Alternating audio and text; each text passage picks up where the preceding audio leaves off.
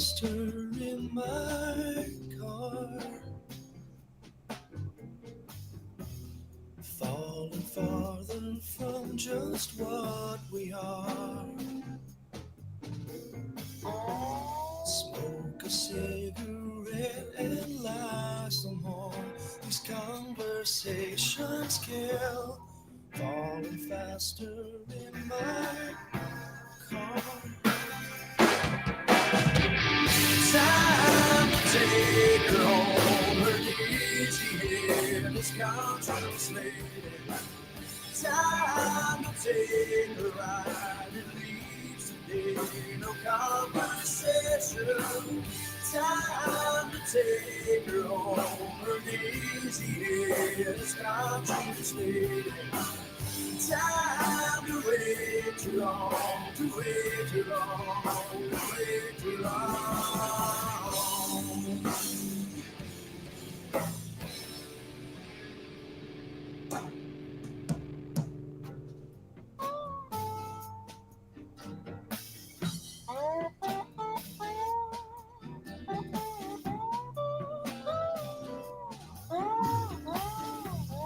Too much walking, shoes worn thin. Too much tripping and my soul's worn thin. Time to catch a ride, it leaves today. Her name is what it means. Too much walking, shoe worn thin. Time to take her home. Her easy head is contemplated. Time to take her ride and leave today. No conversation. Time to take her home. Her easy head is contemplated. Time to wait too long, to wait too long, to wait too long.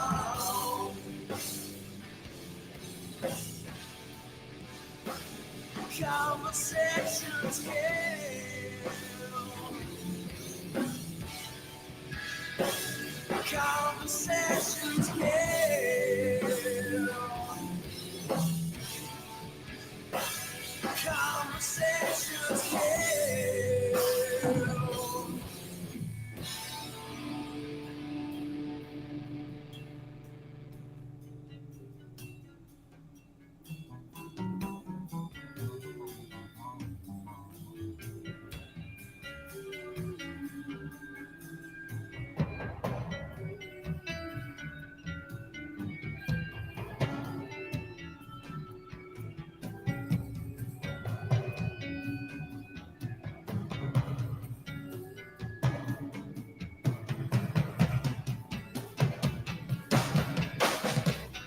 Time to take her home. Her dizzy head is contemplated.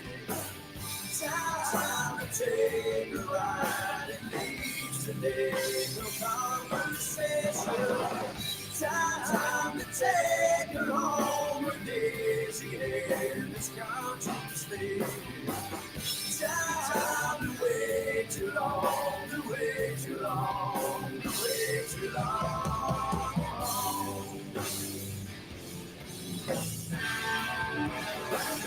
Conversations kill. Conversations kill. Conversations kill.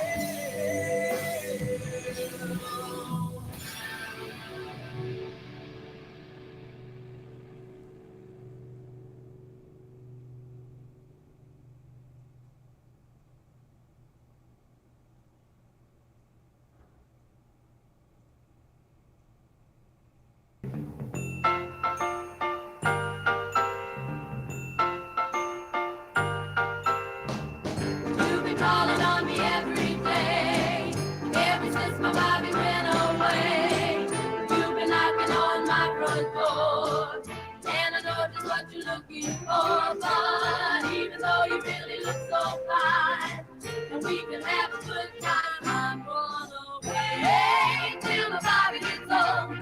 Wait till my baby gets home. Yeah, yeah, yeah, you better leave me alone.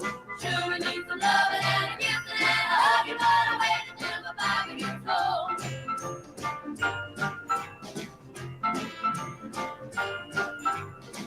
You wanna take me to a movie show? I gotta tell you that I just can't go.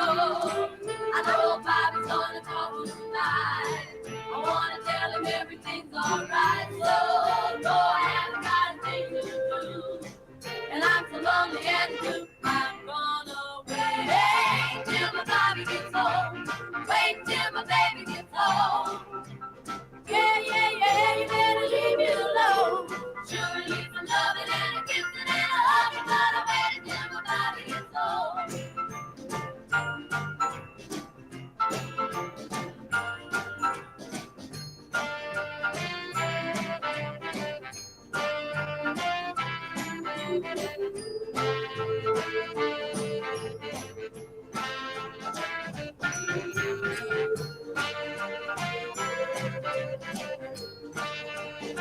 I'm gonna wait till my Bobby gets home. Wait till my baby gets home. Oh, yeah, yeah, yeah. You better leave me alone. Sure, I need some loving and a kissing and a hugging, but I'm waiting till my Bobby gets home. Oh, oh, waiting till my Bobby gets home. Oh, waiting till my Bobby gets home. Oh, waiting till my Bobby gets home. Waiting till my Bobby gets home. Waiting till my Bobby gets home. Waiting till my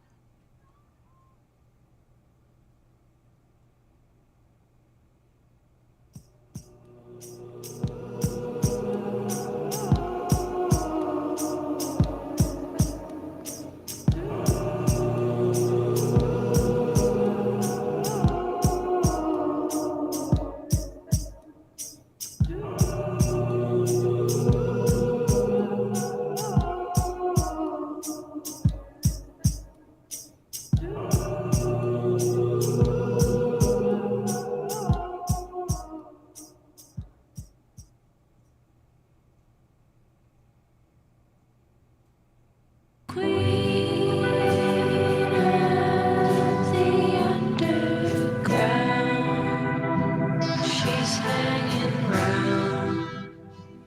I don't wanna figure out, I just wanna walk around. To golden rings swing, no diamond ring. I don't wanna be a fool, I just wanna be a bad boy, baby, in your arms tonight. Although it don't seem right, I do want to. Maybe I could come inside with you. I'd like to.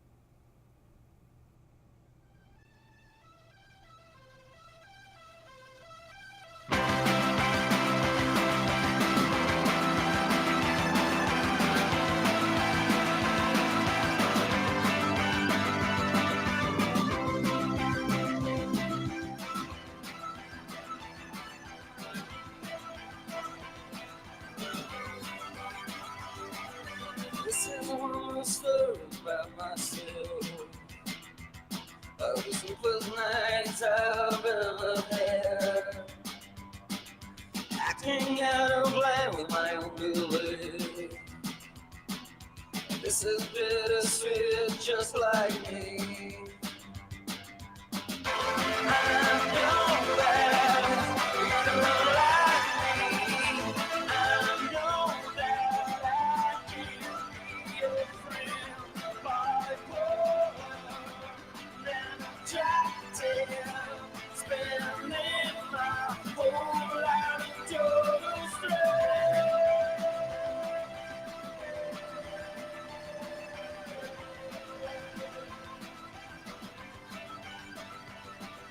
Living in my bedroom for years.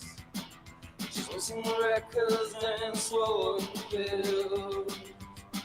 I see rainbows every time she comes in, and the night knows every time she moves in with me.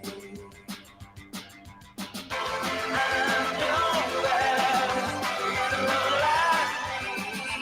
I know that I can't be your friend. Bipolar and attractive, spending my whole life in total stress.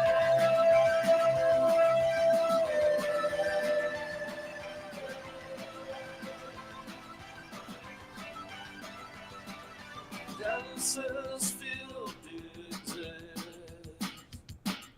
Hatred's not only for the will. Here where I live, every single witch comes out of the same factory. I know that you don't like me. I know that I can't be your friend. Bipolar and attractive, spending my whole life in total stress.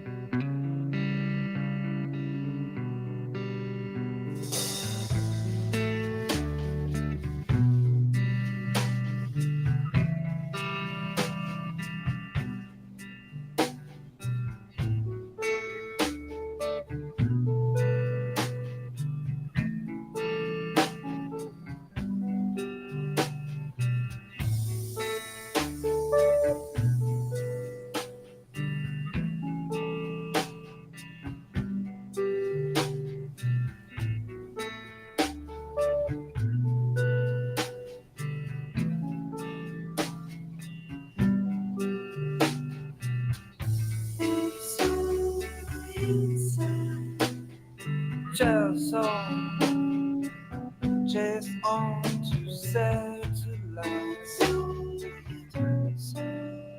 Choosers only, choosers only.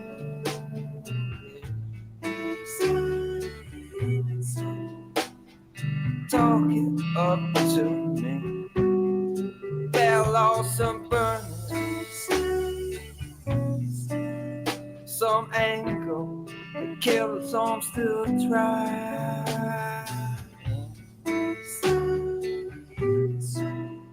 Just to suit me, I had before. When you run and so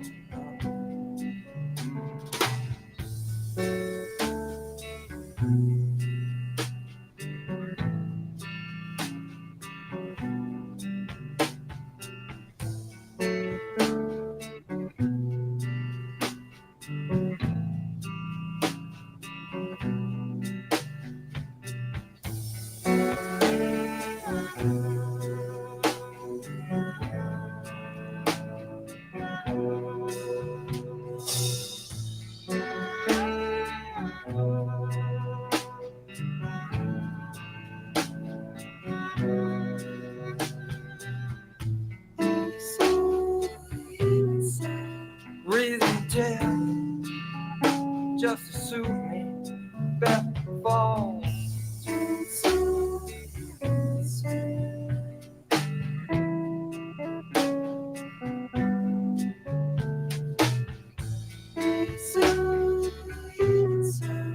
Red tone, better lost him, better lost it all. And down, this song again, anyway, burnished. This song's unburnished.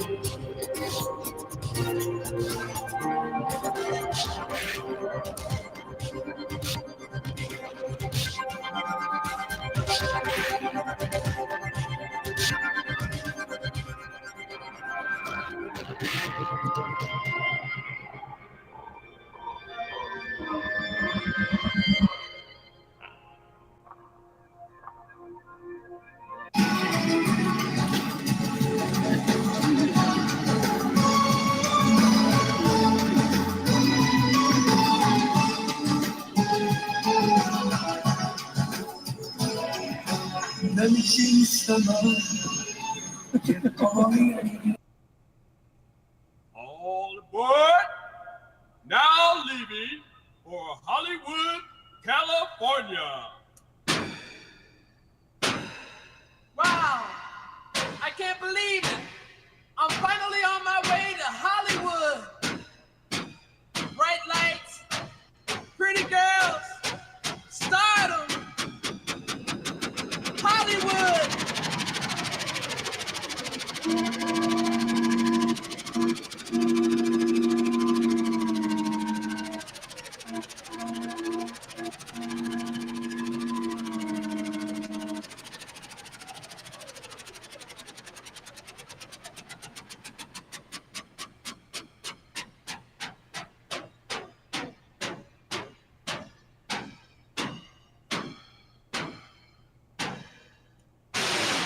I finally made it.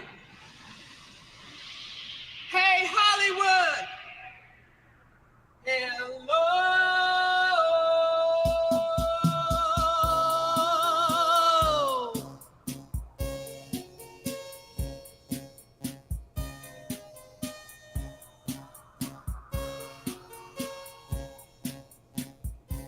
I come a long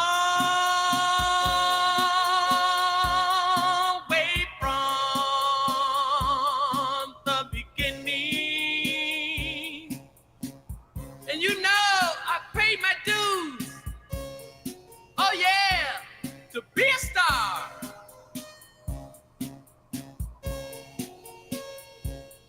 And now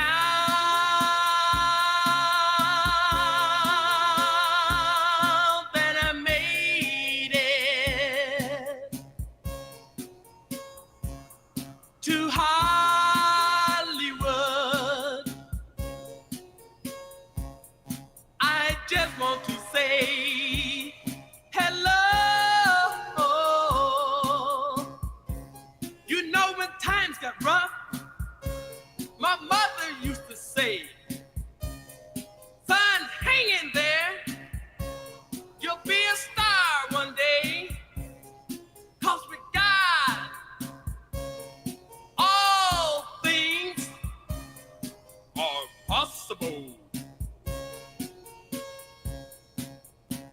So I studied rock, Commodores, George Benson, and Parliament Funkadelics too. Spent many a days at Charlie Parker Academy, practice morning, noon, and night, and tell them all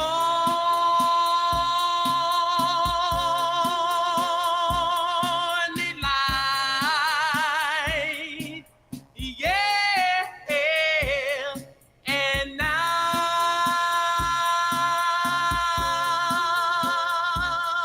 that I made it to Hollywood,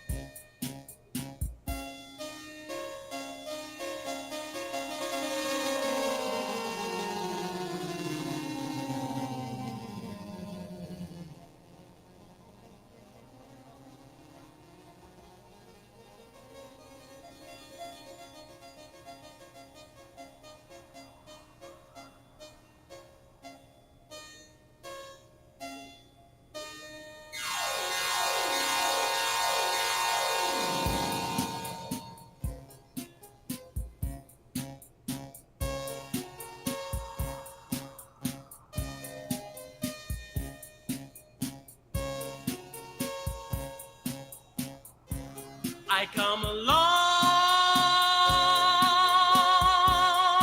way from the beginning. And you know, I paid my dues to be a star.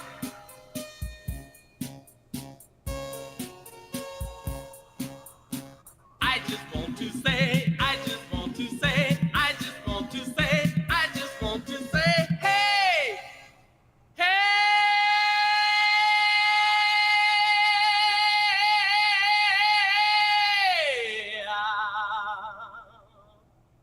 love.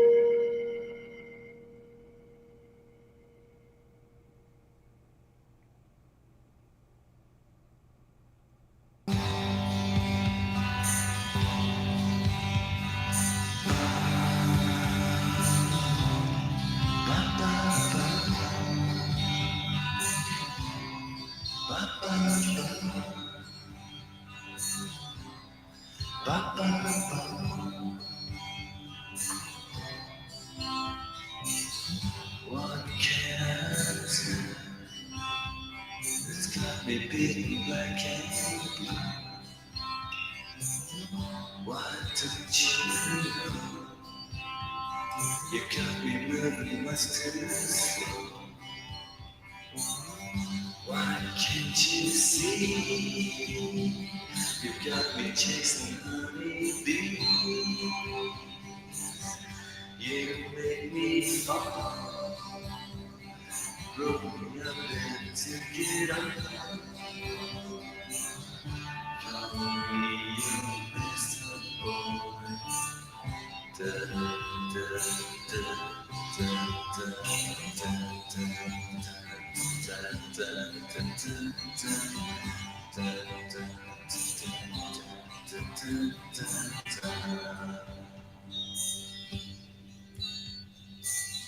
just when I thought you knocked my body to the ground.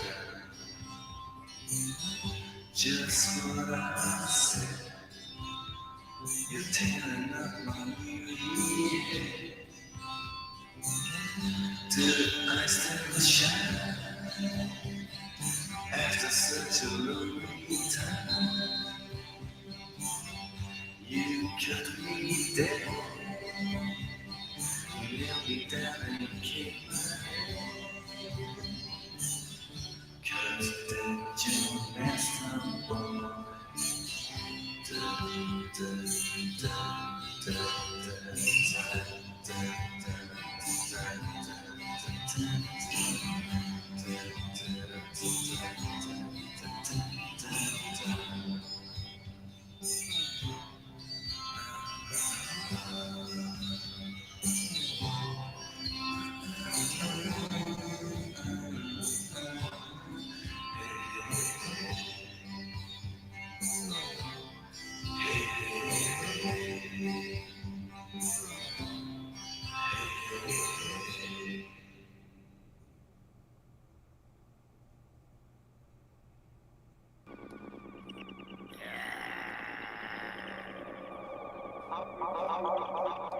Africa.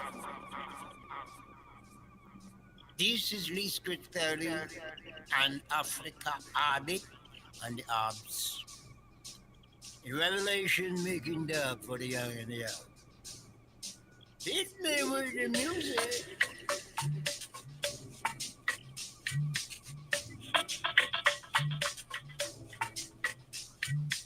This is Lee Scriptary and Africa and the Orbits and the Orbs in Revelation. Making dub.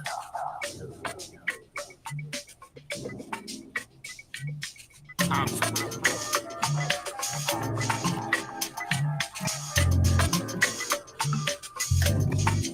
Are you ready? Here we go.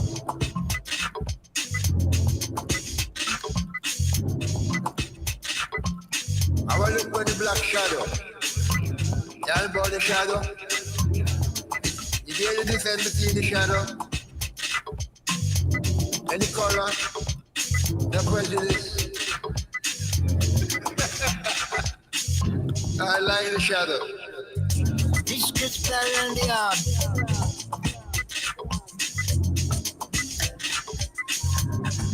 Whoever you may be, get at the toe with music, which is a must.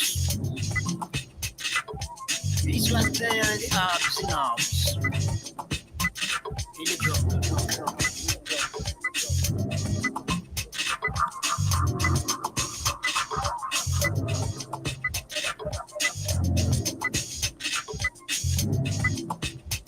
And the holy habit and Orbs, Orbs, Orbs, Orbs. To observe and to observe.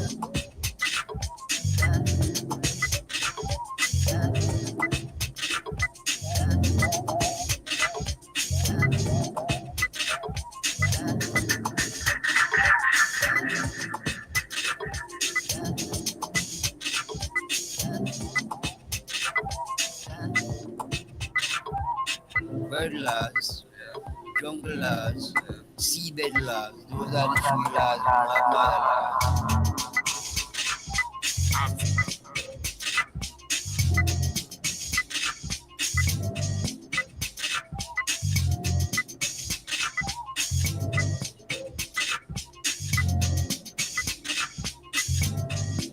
And I say to you, poor man, I'm not a fool man, I'm a poor man.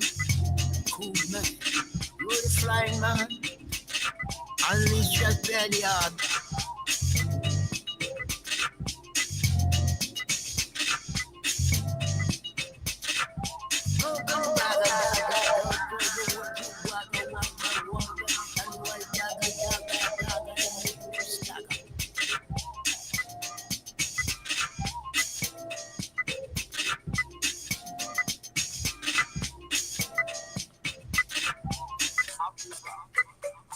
I said to play the track and play the track.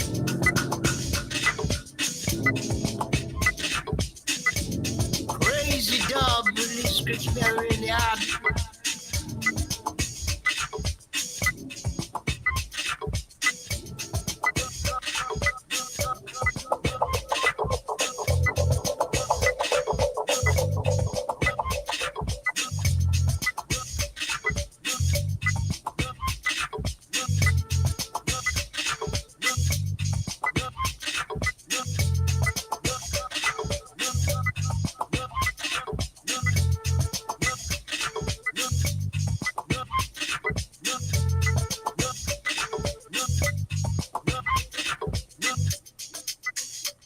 So let's enjoy the earth, the mother earth that God has given us.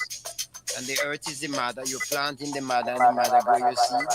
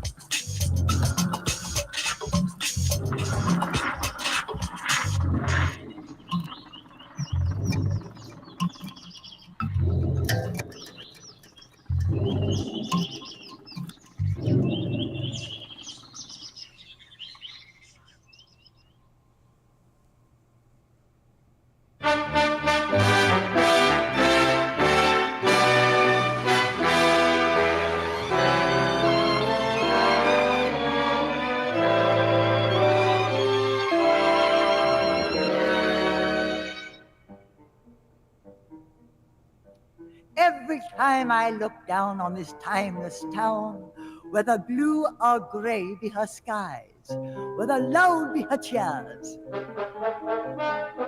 or soft be her tears, more and more do I realize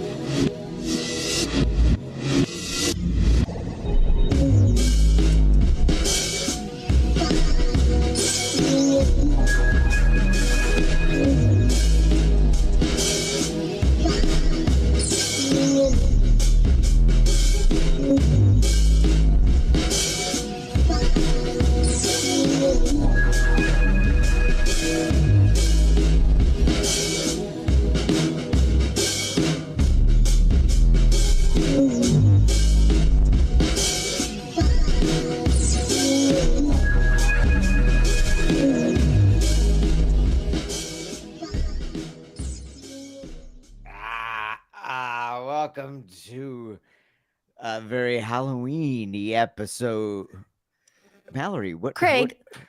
What are you doing? Okay, I first thought of we were all, doing a Halloween thing. First of all, it's November 1st. Like, rude. Halloween's over. It's Christmas time. Yeah, but Also, Halloween- I'm sorry. It's baseball day. So, like, I can't handle your Halloween shit right now. Sorry. I don't think I've ever started this spicy before.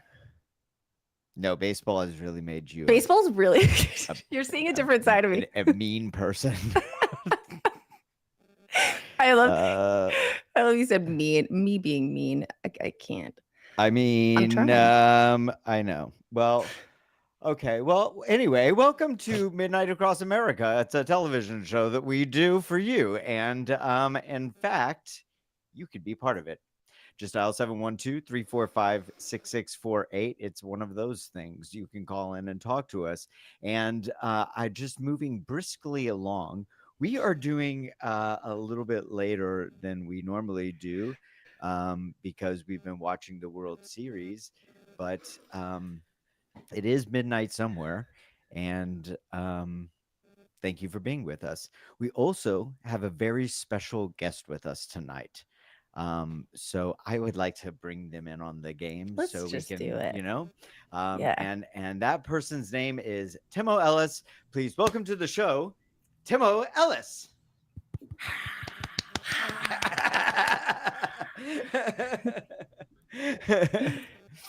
And here he is. And for those of us who don't know a lot about you, Timo, tell us who you are. Tell us where you be. Okay, I am a middle-aged person from New York City. I was born and raised in New York City. I've been playing music professionally for about almost 30 years now, and with varying amounts of like fluctuating fluidity. But overall, yeah, I'm a multimedia artist and a musician and generally creative weirdo. Yes. And creative weirdo is exactly why I think that we found you. I have known you through this long and whatever, however you describe this career, but I have known it as like one of the farthest out, most interesting, most enjoyable musical careers that I've enjoyed in the last, geez, now like 25, 30 years, and specifically some maybe footnotes that people might know you from. Cibo Matto, you were playing with them. Sean Lennon. Did you played with Yoko Ono's band I too? did. I made a record and toured with Yoko. Yeah, That's I think I learned that about you. Like, okay, let's start how you got there. Okay, it's one of the slightly random. The my dad's my dad's third wife. His, Okay. Great. Sorry. Hey, Dad. my stepmom, her eldest son went to school with Mark Ronson, the famed producer and musician, and Mark Ronson was old childhood friends with Sean Lennon, Yoko, and John and Yoko's son, and it was at a. And then my stepbrother went to school with Mark Ronson, and like I was just I just happened to get invited to like their graduation from high school lunch, and I'm 5 years older. I'm 5 years older than all of them, So anyway, the thing is that like my stepbrother, I'm a multi instrumentalist, and my stepbrother was like, you got to meet Timo because he's another multi instrumentalist, and then Mark Ronson was like, you should meet Sean because he's another multi instrumentalist maniac, and so the next day I was actually invited. Whatever, Mark Ronson through my stepbrother brokered a meeting between Sean Lennon and I. We met the next day at Sean's practice space, and then hit it off, and whatever. There was just an explosion of creativity and sort of immediate like kinship at that time. This is in 1992, by the way. Wow. Yeah. And so okay, so because I want to like map like the creative world right there. So that like right then, like My Bloody Valentine's Loveless is coming out. Cocteau Twins are making amazing records. Yeah. Nirvana is hitting the scene for like the first time in a major way. Okay, so in that bubble, you meet Sean Lennon, and then you're just jamming with him circumstantially. Yeah, I mean, it's funny, like, because this is just sort of this is just historically related.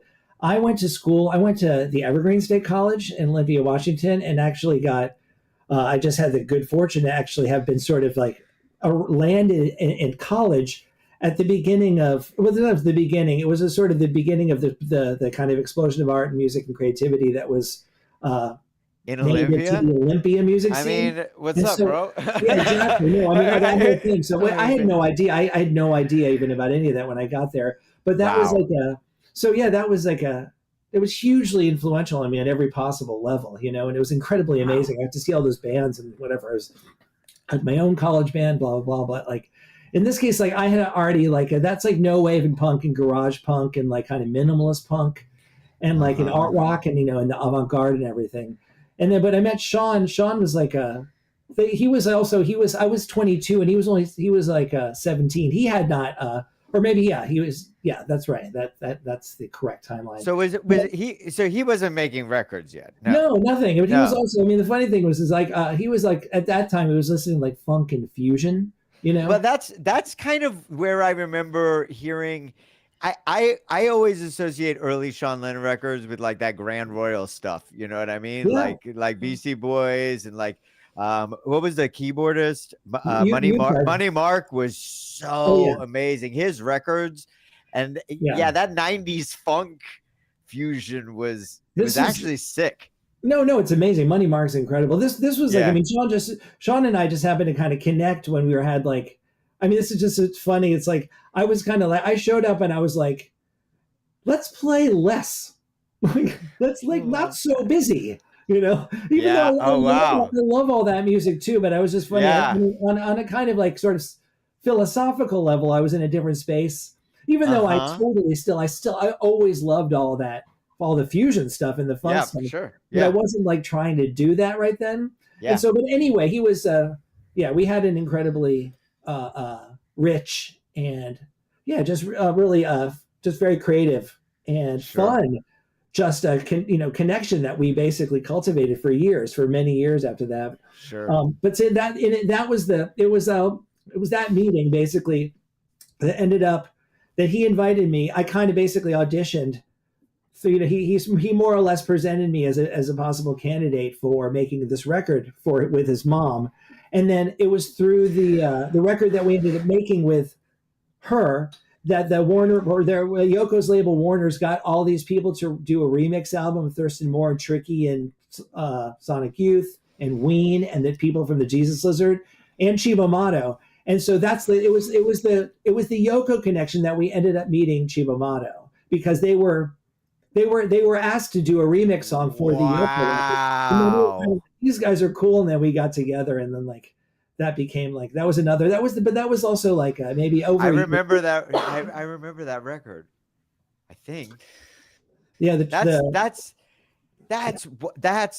is why. So that's a pretty. So was that your first like record deal? I mean that was my first. I had self-release stuff. Yeah, right. I had put out like singles and 12 inches by my own bands, but that was the first like record company. I was certainly like by far the first major label record company of anything. So I mean, like, it went from. Can I wait? Sorry, yeah. I'm so sorry because I need to interrupt and ask this question. Otherwise, I'm not going to be, because like you're talking so casually about Yoko Ono and Sean Lennon, and like, all I'm thinking is like, so did you know Yoko Ono first as just like your friend's mom? Well, no, I mean, I was a huge fan of Yoko. Of course. I mean, I'm not saying like, of course you knew who she was, but like, again, was there like a relationship that built, like, given that you were friends with Sean first? Yeah, in this case, I mean, I was like Sean's friend. So yeah, it was like, I got welcomed into it was, but I also, I mean, I had to, not only was my friend's mom, I mean, obviously she's Yoko and she's very, well, that's the thing. Well, that's like, I just want to know about that. It's like, imagine, amongst other things, that like blessings to Yoko Ono for, right? But like, imagine a budding musician entering the music business, working with like a conceptual female like God, right? What an impactful path to forge to who knows where. I mean, I don't want to take that away from you or project that, but that's where my head's at. Like, wow, what an interesting way to start. Yeah, I mean, for sure. I mean, it was beyond. Yeah. It was like incomprehensible to me. It didn't really it didn't actually even sink in until like way later. Right. It was kind of like, what? Oh, well, okay. Right. Like, but like, I mean, yeah, go ahead. Do you think that starting with like that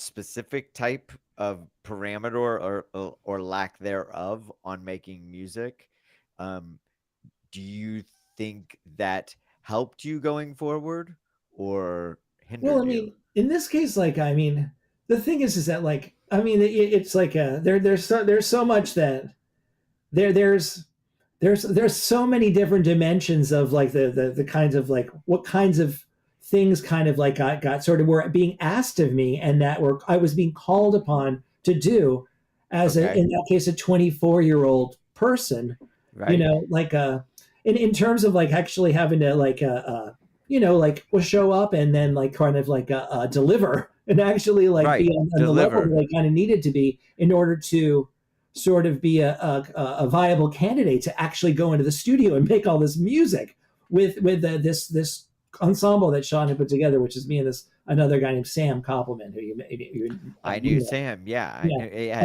Sam was an amazing drummer. Unbelievable. Yeah. Unbelievable drummer. Yeah. Incredible. Like, and so, I mean, in this case, like it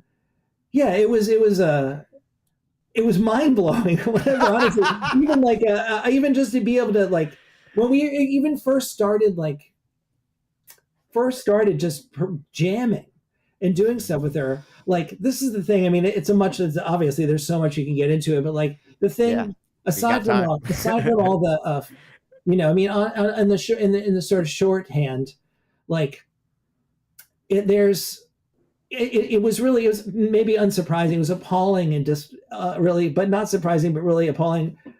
Over the years it followed, like how much I got a sense of just getting to know her, but also realizing how much just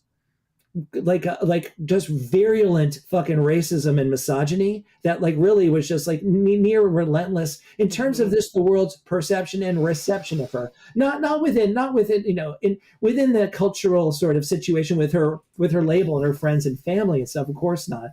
But in general, for me, obviously, as a huge fan of hers, and I'm a fan of hers, not just like not particularly just the Plastic Ono stuff, but her solo albums, like and her books and her art and her concepts, her performances, everything. But the thing was amazing for me that like sort of being kind of like sort of landing in it immediately was like the realization of what a absolutely unbelievably amazing improviser she is.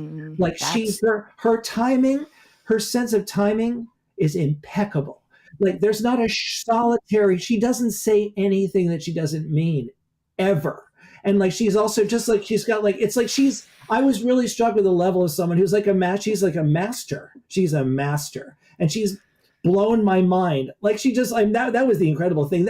You were asking me like what it was like to enter into that situation. I was like, I was in the live in-person musical situation with someone who actually who was like, I learned a lot. It's like jamming with Quincy Jones or something. Or Miles Davis. It was like right. Unbelievable. Like, and so that part of it, and also getting to know her, whatever too. Okay, Timo, please, because I like stories. Like, tell us the story of. Do you remember the moment or a moment that you were like, holy fuck! Like, I'm not a musician. I mean, I wish I was. I dabble a little bit,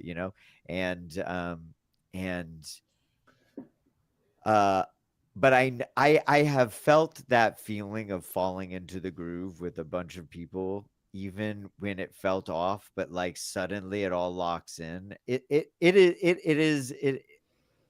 I mean, actually, maybe I don't hear it talked about enough. It feels very cliche, but like also like it feels dumb to talk about. But like it's a really special feeling that I wish I knew better. Right? What was that like when? All right, tell me a story. Well, in this case, like the initial sessions that were where we started just playing together regularly. There were some song forms that Sean brought in, whatever. We would just bring in like sketches or riffs or whatever, and then Yoko had a bunch of ideas. But then we would also just do these kind of modal improvisations, like in a key, maybe once. That's what is modal? Meaning, like in this case, it's like in this case, it's an improvisation that stays in one key. That's what I mean. Okay. And so it's kind of closer to something that's got like an Indian sensibility, that kind of droning feeling. Droning. Yeah. Totally. Sean and Sam are fantastic fucking musicians, and like Sam played tabla too, like really well, and Sean can play anything. That makes sense. Yeah, I mean he's kind of terrifying on every instrument. He's like as good as he is. He's good on all the instruments as he is on anything. it's okay. it's actually That's fascinating. worth like stopping and underscoring, because I don't think that that's really well known No, I in mean, the yeah, world. people. I understand. There's another like world of like who knows of shit, and also a lot of other feelings and people's perceptions around him, and Well, also I think this is the thing that interests me so much, especially like as somebody who was raised as a girl in like a very conservative place with a father who loved the Beatles, and where I received the messaging that like Yoko ruined them. And it always felt so bad to me, but I didn't have anybody telling me anything different. So once I moved away and like learned, I was furious and like obsessed with all of her, I mean, especially her performance work. yeah, And then when Sean Lennon started coming out, because I had this awareness of like, oh, I was being fed bullshit about her. I was, I think, very sensitive to like that trickling down to him as well, in various ways. That's true. It's also racism too. Yeah. Oh yeah. Yeah. Oh yeah. Straight up. Yeah. Straight up. And how it's still like the like the running joke, like well, but also, so this is actually like one of the things that I love most about Yoko. But yeah, one of the things that I love most about Yoko, and her music, that it's like she has dug in on a sound, and similarly to, there's something about a familiarity with something. Like once you become familiar with it, it becomes like suitable, and then it becomes like great. It becomes like you can lay in it, even if it's just like the buzzing of a light fixture. Like if you're there long enough, like it just becomes that resonant of the world or something, right? And like I've said this before, but My Bloody Valentine is a really great, for instance. That the first time that I heard Loveless, I was like, I don't know. I know it's good, but it's not for me, And then I hear one song maybe 3 times on a mixtape that somebody gives me, and then it's like locked in. And then that last time that I heard Loveless in full, I was like, oh shit, I get it. It's a language I speak now. Yeah. Yoko always felt like that. Like once I listened to it and I got the giggles out, and then it was like, oh wait,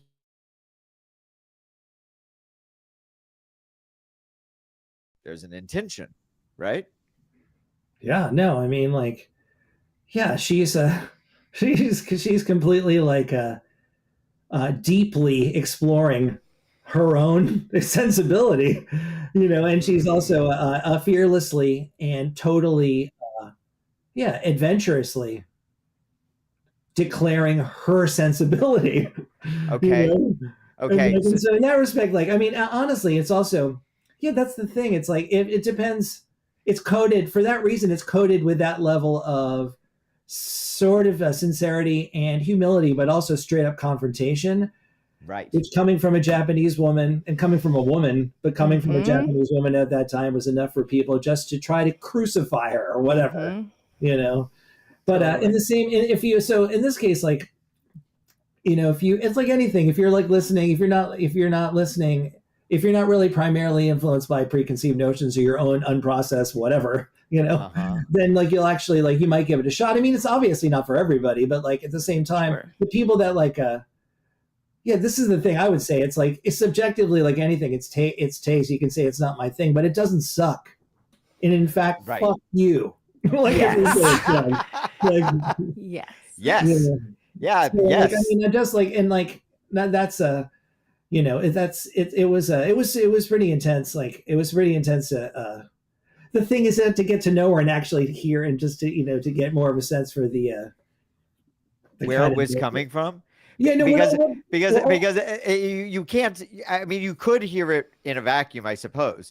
But like, if you understand her history with conceptual art, and her writing, and her performance pieces, and her objects, and then it like the music makes a lot more sense to me with all of that in tow, right? And Sure. Yeah. And so and you even as you introduced yourself as a multimedia artist, and I think that that encapsulates how far out you are. I do kind of want to segue into, okay, so your entry into the business, Yoko Ono. All right. Real casual. Far out, yeah, and far out as fuck. Like I was saying Mhm. before, I mean, I was trying to paint the picture that like you could even be in like a punk band making your own rules, so to speak, right? But like when you enter the music business working with Yoko Ono, man, the parameters seem way weaker, right? Like you can really go get far out.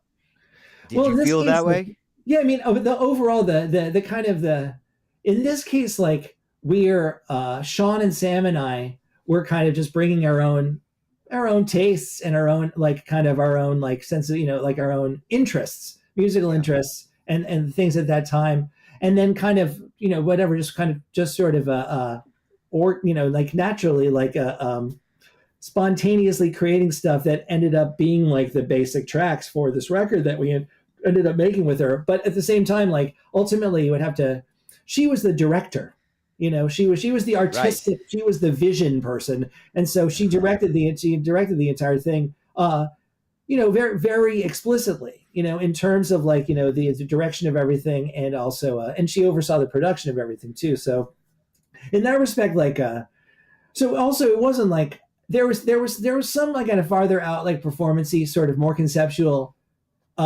songs and elements on that record, but then there's like some rock songs and some funk songs and stuff. It's not like, it's not the farthest out. It's called Rising, that record. Rising. It's Okay. not like, it's not like it's not the most, it's not the most radical, you know, sort of I get it. yeah. But like I get it. overall, in general, relatively speaking, it still Right. totally is though, because it's fucking Yoko. You know? Right. Yeah. I mean, I just feels like you were saying, like if your entry into the business is like hanging out with Miles Davis, like you're learning a different set of rules than you are if you enter in any other way, kind of, you know. But anyway, so you're making crazy far out music. You're making a record with Yoko Ono, Sean Lennon, Sam, who's crazy Yeah. good. Who knows what is he? Well, whatever. So then you're making your own records at home. What are your records like at the time? Well, I mean, at that time, I was still just making demos of everything, and I was just incessantly recording everything. And I have an obsessive recording practice, which I did since I was a preteen, using like really Preteen. like using like a homemade makeshift dual cassette player.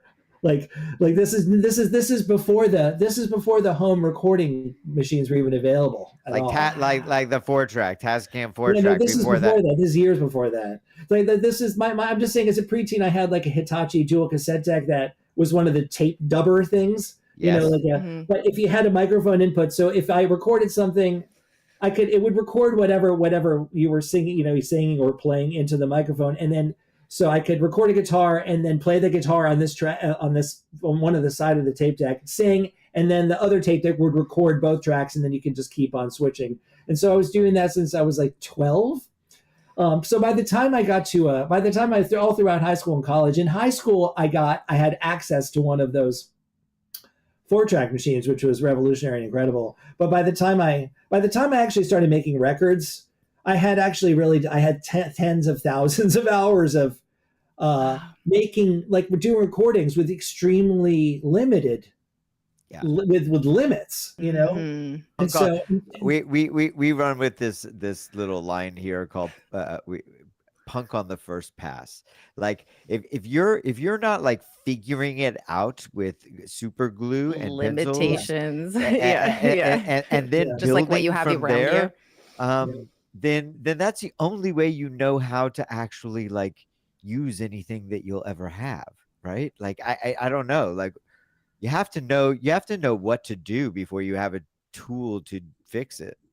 Does that make sense? Yeah, of course. And especially now having like, I'm glad, I mean, for whatever it's worth, obviously I love Pro Tools and I love having all the options, but I'm glad that it would have been, for me, it would have been paralyzing if I had all the options when I was starting that young, because you can just, in this case, it forces you to have to, like you were talking about, having more ruthless editorial. You have to like, you don't have endless choices. It's like a workshop in creativity and problem solving. Like it's like the best way to hone those skills is to limit your tools in the beginning, you know?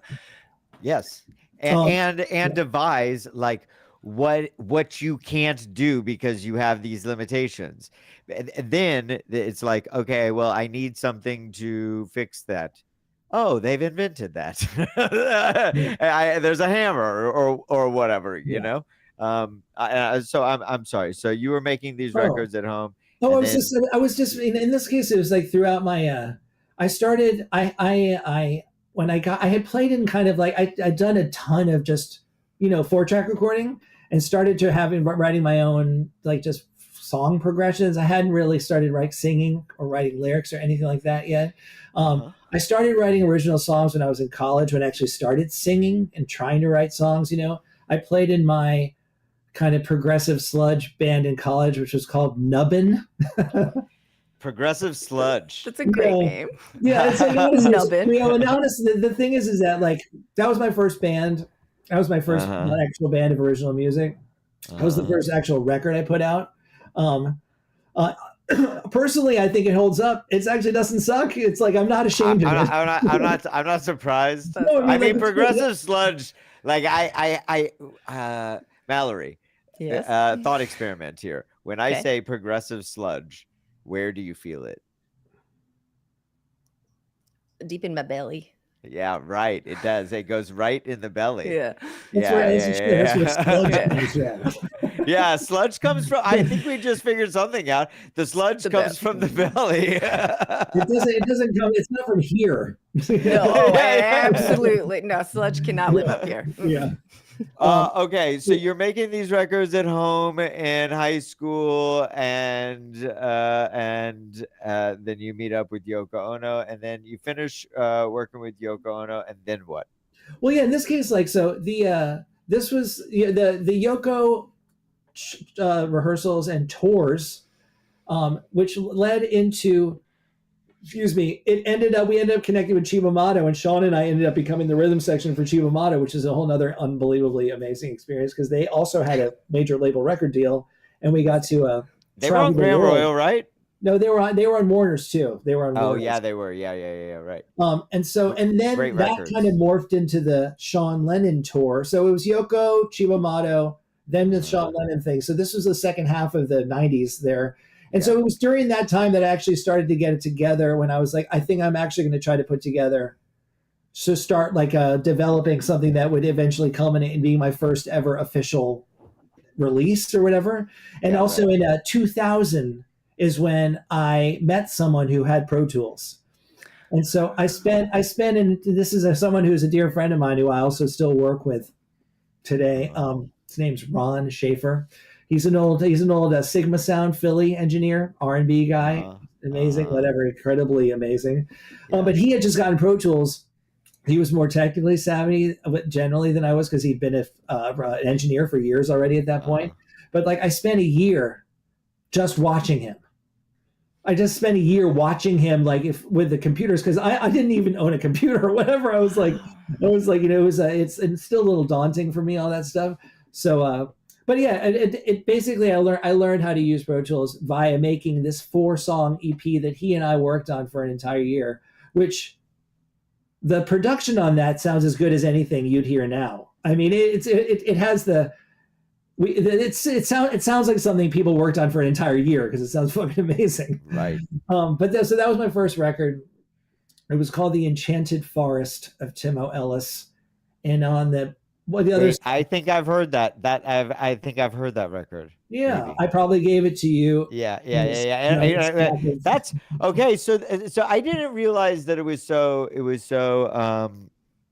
contemporary, because I think that the first time that I met you was around 2001, and and it was probably with Sam, or 2001, 2002 with Sam and Sean, and then a couple weeks later, Sam gave me this stack of CDs that you had made, and I was like, wait, like, you know what I mean? Like when somebody drops that much of anything on you, you're like, where do I start? Where do I start? You know, and they're all those gold, like burnt CDs with a Sharpie on the mark of it that says like Bird of Doom or whatever, you know?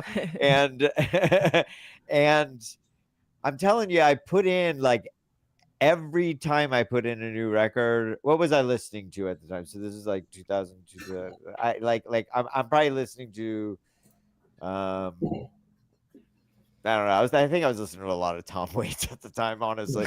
but every new record, every record was like so wildly different and so good and so awesome. Maybe it was like 2003 or something like that. But anyway, and actually this I can't believe this is coming out right now, but this was actually my gut feeling, because I was in a band at that time. We were trying to get something working, and it's like what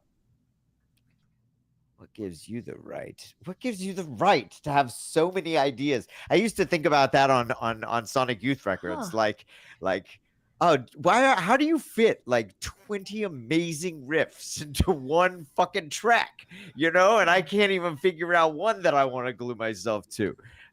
So what gives you the right, Timo? As it turns out, as I discovered only the last few years, autism. Oh, there it is. Yeah, wow. And also, like, I think in a way, like, you know, I'm a little obsessive. I am. And so, from what we've heard so far, that checks out. Yeah. I mean, in this case, like, I don't know. I actually like, I had like, because I'm a drummer first, but I've been playing the guitar for as long as I learned. Of course, you're a drummer. Sorry, I just like people who are drummers first. they're always the coolest, most creative, wild thinkers. that like to me holds up across the board. I actually have a theory about that. Another friend that we have mutually, I think, John Nyborg. Oh yeah. I love John. Yeah, he's amazing. I think one time me and John, we were talking about drummers, and you know, some basement club in Lower East Side or something, and we were saying that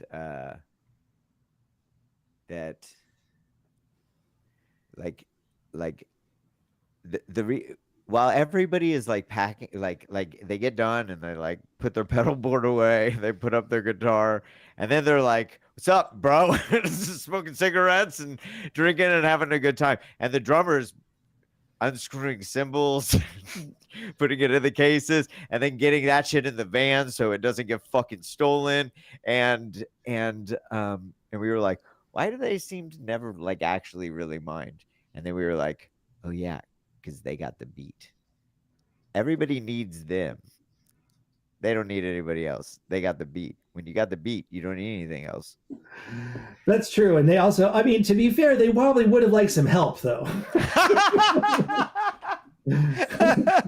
Okay, wait. That's a really good laugh line. And before we move further in this conversation, and before we go to our second midnight, I'd like to kind of set up our audience and the further discussion a little bit with a little bit of your music.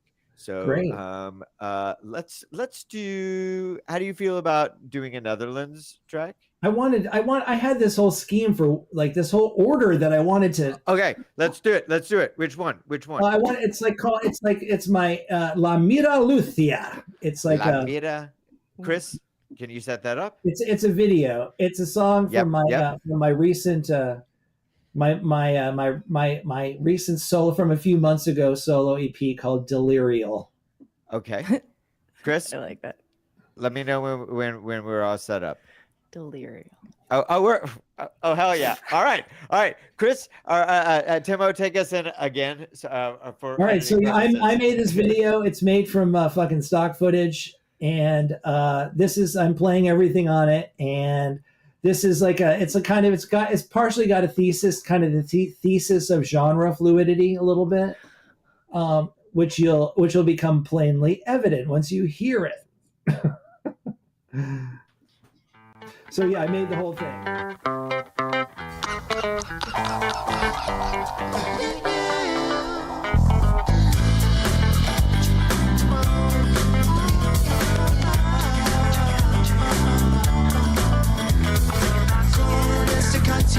Estoy tratando de decir algo sobre mi experiencia con música, la latina, y también es una manera para practicar mi acento, probablemente las influencias musicales para esta canción son de música de televisión, películas y music de los años 70.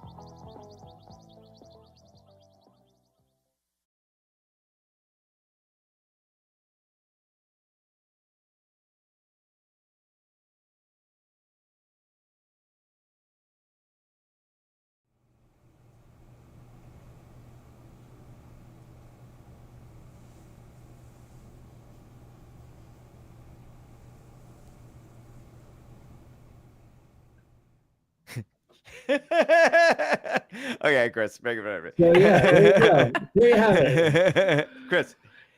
I think so what a do you call it a mixing bowl? Do you call it a what was blend? it? What did you say before? Fusion? Something about the genre The genre fluid. fusion? Genre fluid. Genre Yeah, in this fluid. case, like there's, I mean, we were chit chatting, but it's like there's kind of like a sort of Spanish pop mixed in with like Southern California hardcore with some kind of progressive metal and then some actual darker progressive metal at the end with some Beach Boys vocals in there. That's what we just heard. So and what where does this fusion come from? I don't know. You know?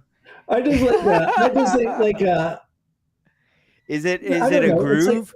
element of comedy. or are you trying okay, here like serious questions only. The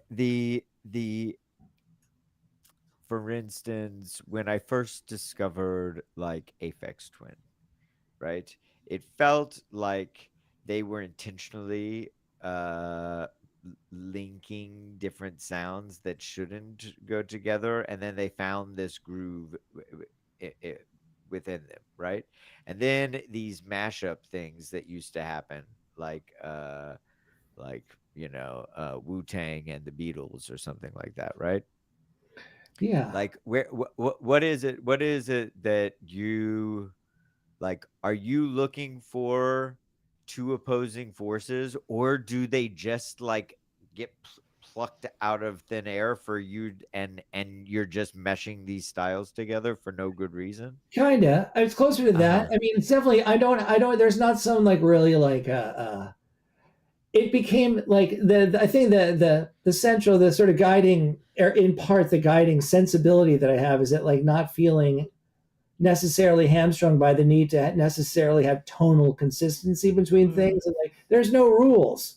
There aren't any rules, and other than as unless you want there to be, in which case you can abide by formal rules or whatever. But in this case, like with these songs, particularly with that one, I was just like, the punk rock chorus just is like, it seemed to be the correct real resolution of the Spanish part or whatever, but then I was like, oh, of course it's quirky, but I'm not trying to be fucking zany, you know what I mean? Like it actually works.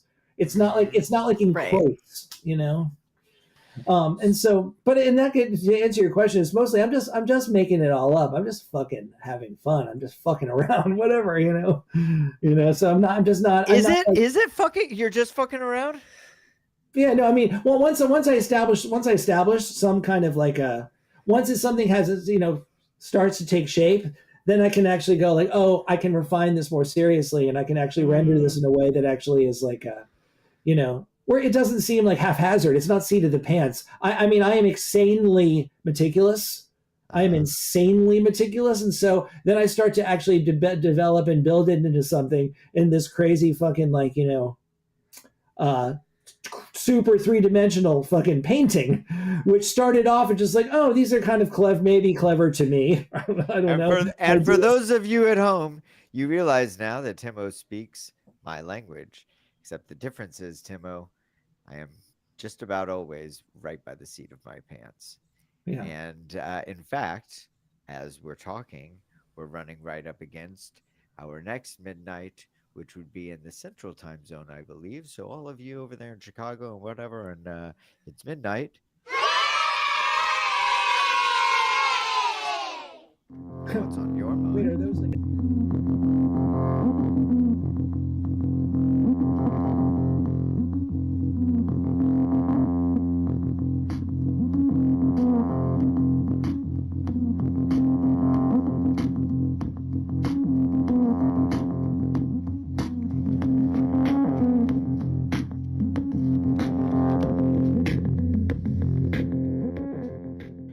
So last night we flew in, and I had my American passport, and the customs agent goes, "Why not your Canadian passport?" So it started immediately when I landed. So and then my dad flew in, and we got to the hotel, and we had a kind of like a team meal going on, and he looked at all the meal and he goes, "Whoa, this reminds me of when I was younger, because it was just meat, potatoes, and vegetables." He's like, this feels like Sunday dinner for me. And it's just when you come here, and then obviously when you lose, I lost my mom when I was 10, and you come to the place where she was born and raised and grew up and was around a lot in Toronto.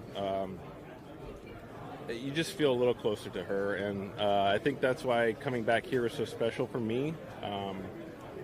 It just makes me feel like I'm closer to my mom, and she loved everything about Canada. Every time the Blue Jays came in to play the Angels, we were at those games. If I wasn't standing up for O Canada, I felt like I was getting ripped up from my seat. So she loved everything about this country, and I understand. If I get booed, I do. I get it. I am on the visiting team, so, but Canada and this country means a lot to my family and I. So I'm very happy to be back.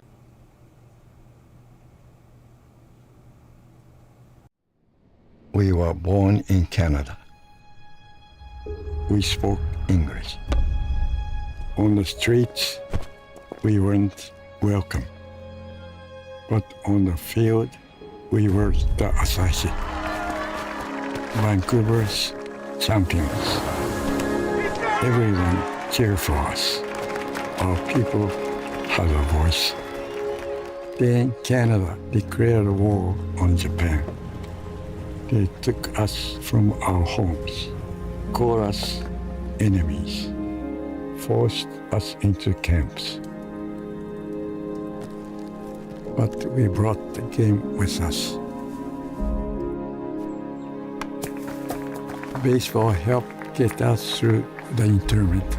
The Vancouver Asahi were among the 22,000 Japanese Canadians interned during the Second World War. The team never played another game. With a tying run at third and 2 down in the bottom of the 11th, 4-3 Blue Jays. John Smoltz, the pinch runner at third.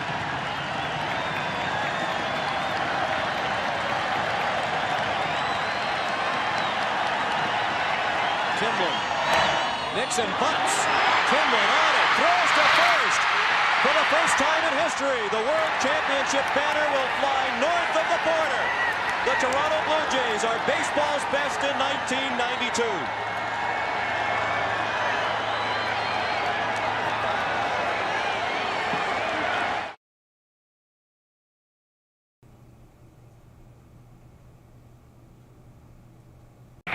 We invite you to play What's My Line? Welcome, Mrs. Baker. Those folks over there need to guess your extraordinary occupation. Are you an entertainer, Mrs. Baker?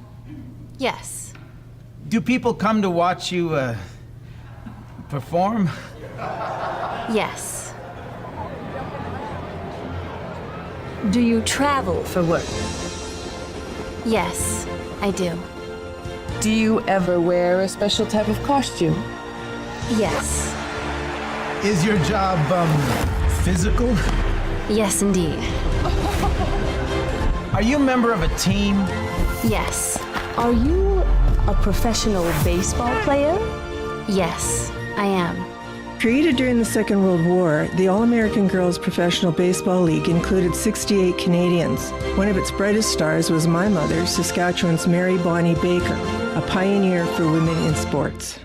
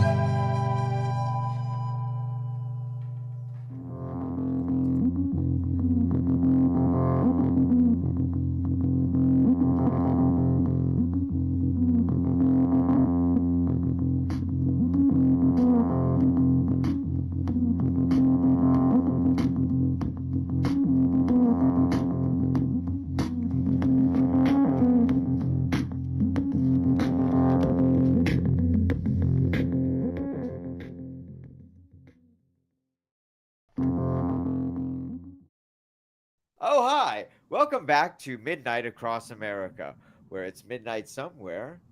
What's on It's your midnight mind? over here, man. I'm sorry. What do you I think, don't know. Craig? What do you think I'm upset about? Wow, I get so, it's wild.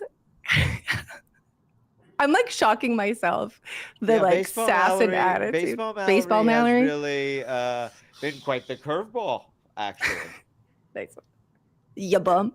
That was a baseball reference.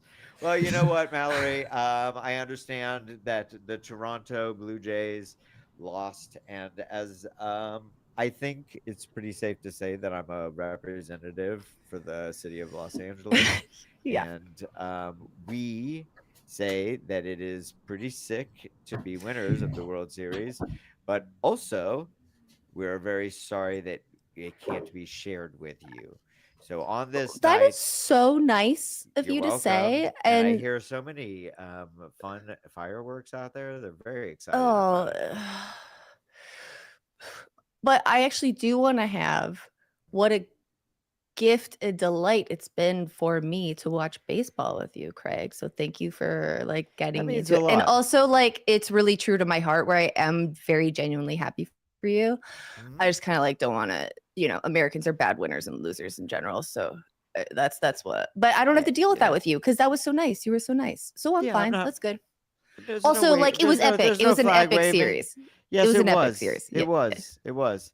And I'm pretty sure one of your pictures were MAGA, but I don't know. Nobody's keeping score. Bro, I'm just joking. I'm just joking. I'm just joking. Are you? No, come on. We were getting spicy. Okay, have fun doing the rest of the show by yourself. No, actually, change the mood. Fucking fix that. No. I do love the Toronto Blue Jays and everything, but I think that for all of us who are feeling sad, if you're feeling sad, we have something very exciting for everybody watching. We have a brand new feature that's going to be a running thing going. You can catch it on all of our live episodes, and you'll be able to catch it on our YouTube channel. Make sure you like and subscribe that. We're building. We've got a show going.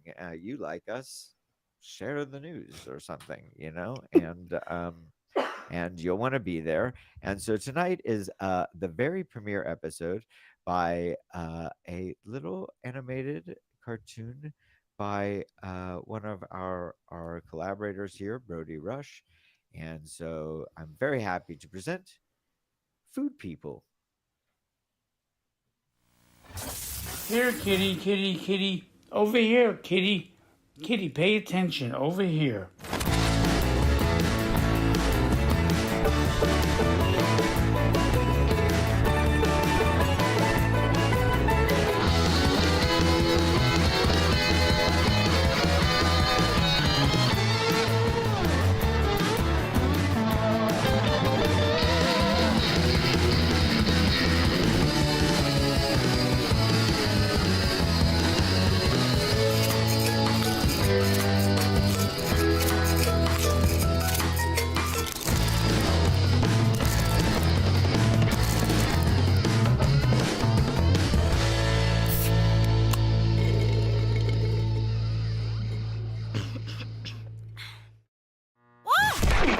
My goodness, what's just happened? Hey, JB, is it time for another show? What? Where am I? What's going on? Nice to meet you. Don't be frightened. You look cool. It's okay. Welcome to the fridge. Hello, handsome. You're running on half a box, but you're still going to do a terrific show today. And doggone it, you're going to help people. Where you at? Coming. Okay, Juicebox, you got this. You're okay, right? Oh. Good. Now, let's get you up to date. Meet your new best friends. We've got Onion. Howdy. And that's Yellow Squash. Widely referred to as summer squash by the gourd community, actually. Well, and also known as the crookneck squash, though personally I find that offensive, so I prefer if you just stick to squash for now. Anyway, that's Strawberry, and that's Celery. Gosh, it would take an entire day to introduce everyone, and we've got a show to figure out. Show? So if you have any questions about anything at all, just ask me. I'm Juicebox. And you are? I'm sharp cheddar cheese. Well, sharp cheddar cheese, it's nice to meet you. Welcome to the coolest, most chill place ever. The refrigerator? You're probably wondering what's going on. Well, yes, I do have a few questions, actually. Why am I here? You're here to melt with me. What the? You heard me, sweetie.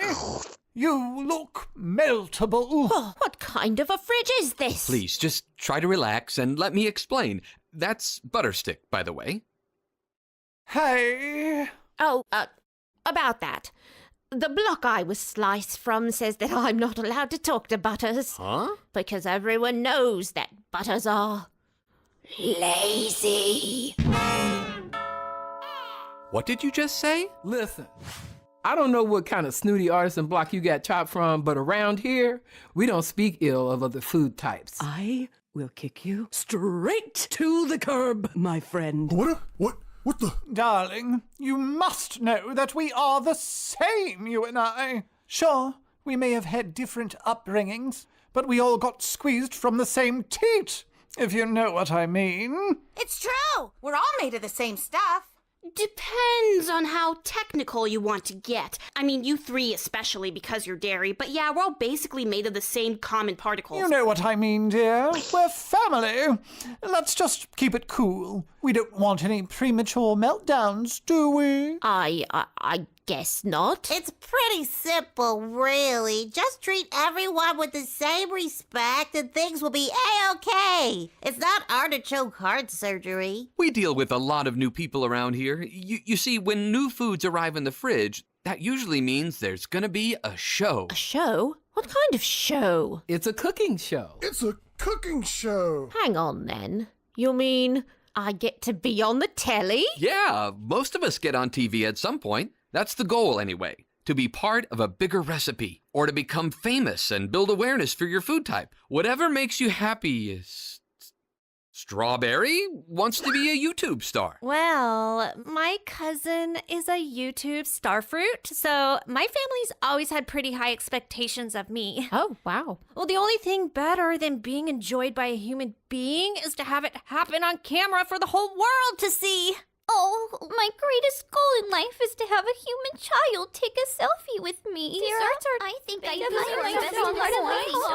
that too much to ask? We're all just waiting around trying to figure out who's going to get selected for the next recipe.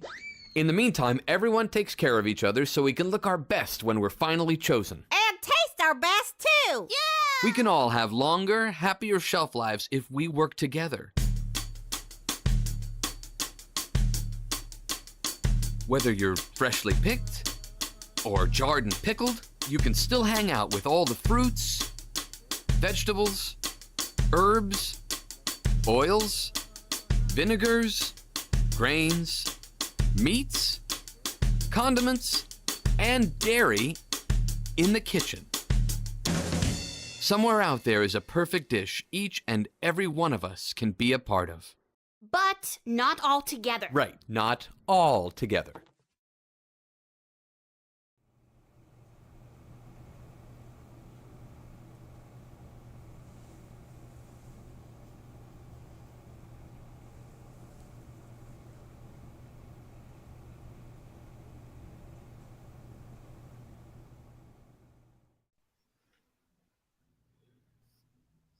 I need to correct my posture. Hi, Mallory. Hello. Welcome back, everybody. This is live, and we're on TV, and it's midnight across America. And that was Food People. And if you like that, we know you did. It gets a lot sillier and funnier and even better on the episodes to come. So stick around, and we'll get to know more Food People. Also, tonight with us, we have amazing musician and artist, Timo Ellis. Timo. Oh, that really actually felt like magic to me. Chris, welcome back. Every day you impress me more. And not only do you have me, Craig Klein, Timo Ellis, and Mallory Jane here, but you're invited to the party. All you'd have to do is just call us 712-345-664. Oh, hi. Oh, you already they were already on the line. Hi. Well, no, call Chris's number. Call the number on there. I told you not to call me on my hand phone. I'm gonna call. Oh, we've never had a guest do that before. That would be fun. Yeah, you can go. I love that scene. And that's actually one of my favorite scenes in Lost Highway. When I'm in your house. Call me. It's so give me good. back. Yeah. Now give me back my phone. Lynch had such a good humor. Yeah, call us. Get into it. Talk to Timo about his amazing and prolific musical experience. And also, Timo, when we were in the green room, you reminded us that it is not only World Series Day, but it is, in fact, World Vegan Day, which is not just a thing. He's flipping. He could be flipping me off. He's probably flipping you off. And why is he flipping you off? Because he's a vegan. And truth be told, we all know how vegans act. And how do they act? Cue Timo. No, they are like exasperated grief. Yes, exactly, exactly. For good reason. Heartbroken. Of course. Really All in good fun. The way I set that up, hopefully, Yeah. So yeah, it actually does mean a lot to you, and it is part of your work.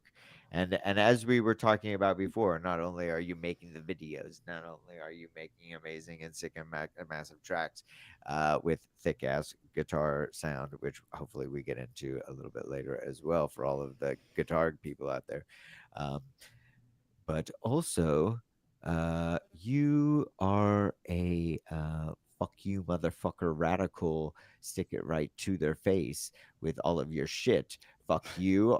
Do you not support Palestine? Do you support genocide? Fuck you. Do you eat meat? Fuck you.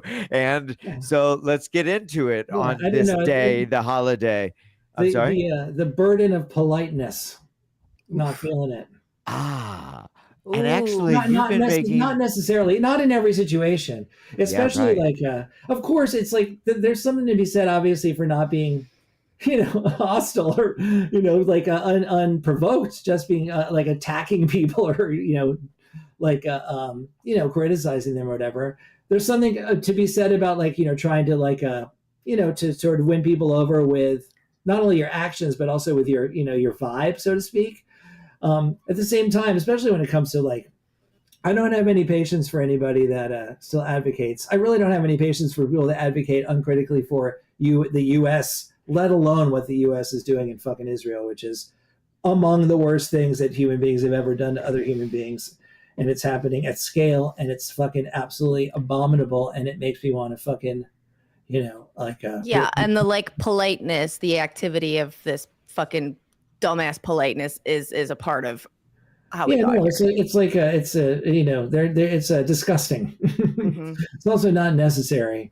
It's important not to be not to be berating people all the time, but also not to be overly to trying to protect people's feelings about it, because absolutely not. Right. And we're all that's not one of those we can agree to disagree things. No, it's a fucking red line. It's honestly whatever. It's and honestly, if we're gonna really talk about it, relatively speaking, just to be fair, and I think to be decent, it's one thing if you're really talking about relatively speaking, many hundreds, millions of people within the Jewish community who actually have to reconcile the legitimate amount of fucking millennia of persecution and collective trauma, but to also have to reckon with the kind of moral incoherence of the Israeli project, imperialist project. That's fucking and crazy. then also acknowledge how a collective, the truth. This is from Gabor Mate, the great Dr. Gabor Mate, who just talks about he describes very eloquently how collective trauma can sort of morph into collective psychosis, and that happens. And so, I mean, I don't know. For me personally, it's an abomination, and it is. I feel like it's we'll never, the United States, among many other things, will never be able to live that down. It's like it's irredeemable. It cannot never be redeemed. What we're doing. amongst other things, right? Yeah, no, among that just yeah. this is one of the latest, and this is this has been going on for 70 plus years. Anyway, actually, the only reason I was like bringing that up is because it's like they have a history of it. You know, it's like basically a country founded on like a new place where we can burn our daughters in peace. you know, and and actually, y'all are never really trying to redeem yourself. It's like the idea of redemption. The United States ever like trying to redeem in this way. It's like that's how deep it is. You know. So then okay, that's true. So then what do you do? Like, is it like when does being a part of the society become supporting society? I don't know. I mean, it depends on who you are. Society. I feel like in a way, like this is maybe a little harsh, but it's probably true. It's a sort of harsh. It's like, you know, unless you're actually fighting against it, you're probably somewhere you sort of end up sort of like attrition towards collaboration. You know, like it's at some point, maybe either or not. You might end up like getting morally provoked in some way that makes you want to just like, animate resistance in some way, in whatever way you can. But that's not a sure thing. It's certainly not a foregone conclusion. Then there's well over 2/3 of the United States are like actively advocating for it, so that are like on board with fascism. So the whole thing's a colossal, terrifying train wreck, and it's embarrassing and shameful. Yes, and I think this like moral like shifting thing I'm very interested in, especially in terms of people who go vegan. I bleeding heart for literally every living thing since I was a kid, and even as a kid, I like when I first understood that like my favorite food, chicken nuggets, were chickens. It was so hard, and I feel like I'm like inching my way, but I would love to hear you speak more to like how you got there to making the choice to be vegan. Well, in this case, like just I had always been I kind of been ambivalent about it, and I had like weird mixed feelings about it, similar since I was a little kid. Like I was always a little grossed out by it, even though the food items themselves, when they're disembodied into Big Macs or whatever, fish sticks, especially if you're young, growing up, you're like, this is fucking delicious. Yeah. And when you become conditioned, and it's like a treat too. You get acclimated to eating all it's these. okay to eat fish. They don't have any feelings. You know, right? Exactly. I'm just, especially growing up in the 70s and 80s, America, obviously junk food, and without any awareness of even health on any level, you end up just like a normal person, just being conditioned to, enjoy all of those foods, and in general, there's like thousands of years of tradition of people fucking eating animals. And so, of course, it's understandable that people would become, and also like within certain cultures, obviously, food is this organizing principle where people actually celebrate around all these food conceptualized like long term, like not ancient but very old school traditions. So, with that in mind, like that just has to be acknowledged, But I think what I would say to answer your question is that like I'd always had kind of slightly mixed feelings about it, and then like in my 30s and 40s, like I started just to kind of put it together on a kind of an unconscious level, and it started my ability to be able to abstract like what the thing itself was out of mind, just started to kind of like fray a little bit, and also the thing is that like in a way I was kind of on an unconscious level, I think I was probably like trying to like generally like to your point, in a way I was kind of like naturally sort of on an unconscious level was moving towards that, because there are some moral principles that I actually was probably on a sort of a psychic and a kind of a moral psychological level was actually gravitating towards trying to align with my actual moral principles about it, in this case, like there was a couple of times, this was like ages ago, and I was on the dating apps. Like I met a woman who she was like, in her profile, she says, I ended up chatting with her, and she's like, yeah, I won't date anybody that's not a vegan. And I was like, huh, only because I wasn't offended. I was just like, wow, only because it made me really think about it. But this was it's been almost 8 years. This is in the summer of 2017. I ended up watching a documentary just randomly, and it wasn't even about it wasn't an animal rights documentary. It was just about big pharma, and they work in cahoots with the big meat industries. And it just something clicked for me. Something shifted for me, and I had a moral epiphany in that moment. That was on July 22nd, 2017. And it was like a date. I love literally that. like if something. Wow. It was like honestly, it was like it wasn't like I'm going to try this. It was like I'm done. There's no other option now. It sounds like where it's like this. Like when you go when at least in my case, if you end up deciding to go vegan for moral reasons, it's much easier because it's just like it's not even an option. There's no and there's no like there's no wriggle room, Right. But in this case, like the basic heart, basic connection of empathy that you would have towards a dog or a cat or another person. It's not that complicated. If you love animals, killing animals is not morally is not morally congruent with eating them. Loving animals is not congruent with killing them. It isn't. On a basic level, they're our brothers and sisters. In many cases, our ancestors have been around for way longer than us. And in general, I don't know, the whole thing is it was like having a spiritual awakening. Mm-hmm. I fucking love it so much. I can't even, I'm so grateful every day. It's like most people all will tell you how wonderful and how amazing it is. And it's also not difficult. You can get all the protein, all that shit's fucking nonsense. Yeah. It's really actually, it's also not more expensive. That's bullshit. Can we talk about okay. Okay. Anyway, yeah, there you go.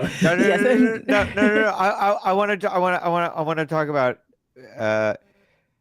another component of what you're talking about. Yeah. Because personally, I think that when people say, "Oh, it's natural," I'm like, all of the natural things that humans do are not very impressive to me. Anything that I'm generally impressed with is post-natural human, but naturalists, they would say that eating meat, omnivores by skeleton and whatever other things that scientists grade that by, and it was a huge development on how we became out of the wild, you know what I mean? Because we had more food, we had a longer life, we were getting richer nutrients. And I believe that maybe the future is not that, but not because we don't need the nutrients, but because we can make the choice not to. Yeah, that's not the future, that's the present. It's got to be the present. Well, right, but I mean, I want to just quickly, okay, I'm just the whole thing about obligate carnivores, tigers. Of course, yes, we opportunistic. We ate meat opportunistically as our animal, our humanoid ape ancestors.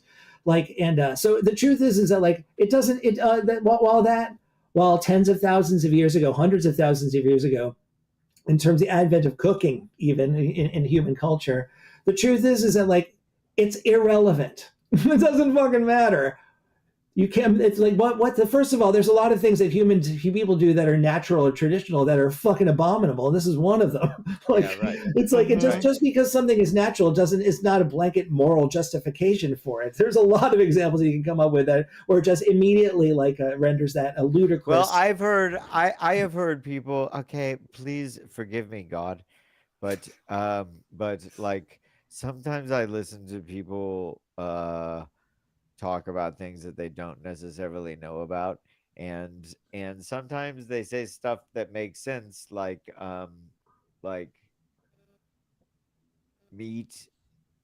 eating meat made us bigger brains, bigger it doesn't that's it's the moral justification that can't be transposed into a moral justification for the factory farm system.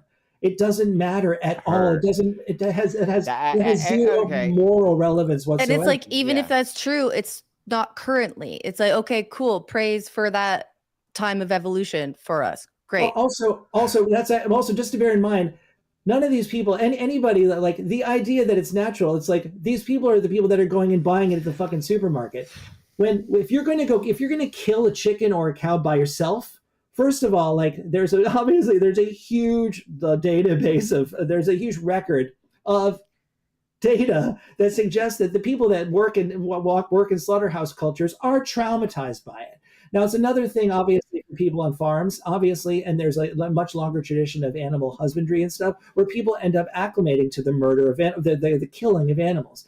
At the same time, that's also morally questionable. It's not like that's not a bulletproof human behavioral phenomena either. It's not universally accepted as being something that necessarily is able to be metabolized psychologically and behaviorally. But first of all, everybody that's talking about like our ancestors, they're going to the supermarket. Yeah. If you're going to kill the animal yourself, the existential onus of killing the animal with your own hands, not with a gun, and not even with a fucking bow and arrow. If you're going to go, it's like no one is going to go kill a cow with their bare hands. Like, so the whole thing about this romanticization of like the natural, our ancestors it's fucking nonsense. It's a. Yeah, I agree. I don't know. I was just playing rapist lawyer or something. But that's what happens. You're speaking to like all of the things that like people rest on so that they can have their. Yeah, I mean, there's a huge amount of rhetorical rebuttals to the thing, but they're all honestly, they're all fucking. They can all be debunked in my view, like within like minutes. They're all so flimsy because they basically, it's like, yeah, like. Anybody, I think instinctively, people know it's wrong. And they play all these kind of they do all these moral and rhetorical gymnastics to justify the whole thing. When on a basic level, on a basic intuitive level, like if you were a child, you'd be like, don't do it. Okay. All right. I'm sorry, Timo, but I'm gonna go here, okay? Because you revealed something to me, and I thank you for that. But like, and earlier on in this episode, it's like autism, right? Like, okay, so something that happened when I was let in on that I might be a member of the tribe in more ways than one, right? That I was like, oh, maybe it's me. Maybe I actually just like I have different feelings. But maybe my world is actually different. And actually, I've always kind of felt like if somebody could provide good enough evidence, then I would believe them that I was in a delusion. Even if it still felt that way to me, like if what they were saying to me made sense, I can be convinced I live in a delusion, totally. And I've always felt a pretty weak grasp on things. Well, I mean, go ahead. Sorry. Well, I want to hear what you have to say, in addition to that, tell me, have you considered that, like, when you say, I think that people are kidding themselves, immediitely I'm like, yeah, of course they are. Of course they are. But also, what if it's you? It's not. It's both. It's neither. It's not that binary. Of course, the vegan critique is not universally applicable. You have to really nuance the shit out of it. In general, the animal agriculture industry is abominable. It's radically evil. It's abhorrent. It traumatizes people. It kills hundreds of billions of animals every year. It's acidifying the ocean. We are destroying the earth doing it. And it's also, known to be generally terrible for human health. Now, however, for example, like obligate hunters, people that are out, there are still like the remaining hunter-gatherer societies that live on Earth right now.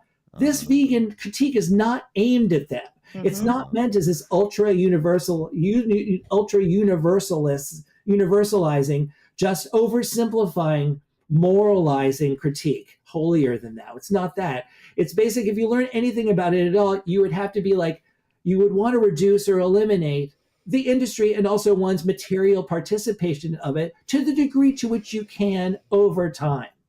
right. Like, and so in that respect, but what I was going to say, the same way that like, I don't think, I mean, someone else could say like, well, you know what? Subjectively, I think murder is okay.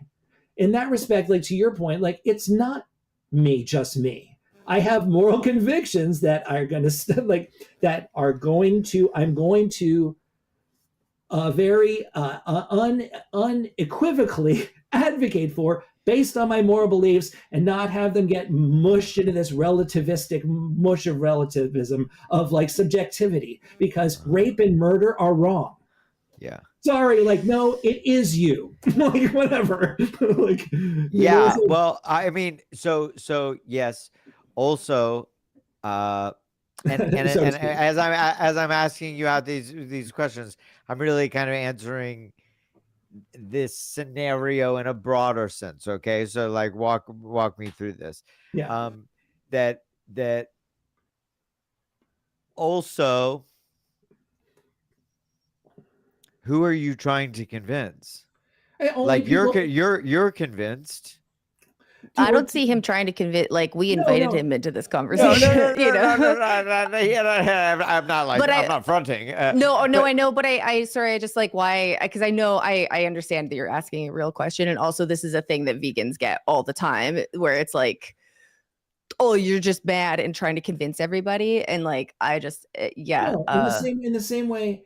Well, in this case, like the thing about this is what I would say. It's like basically like making the moral. Actually, I mean this literally. This is not some like if you happen to, for whatever convergence of circumstances, arrive at the moral embodied realization that you actually like that these sentient creatures who've been eating the corpses here, supporting the giant industries that support the mass murder, the genocidal mass murder of our entire lives, and waking up and realizing that you wake up into a world where you have a visceral sense of like, it's like waking up into a world where everyone eats fucking babies.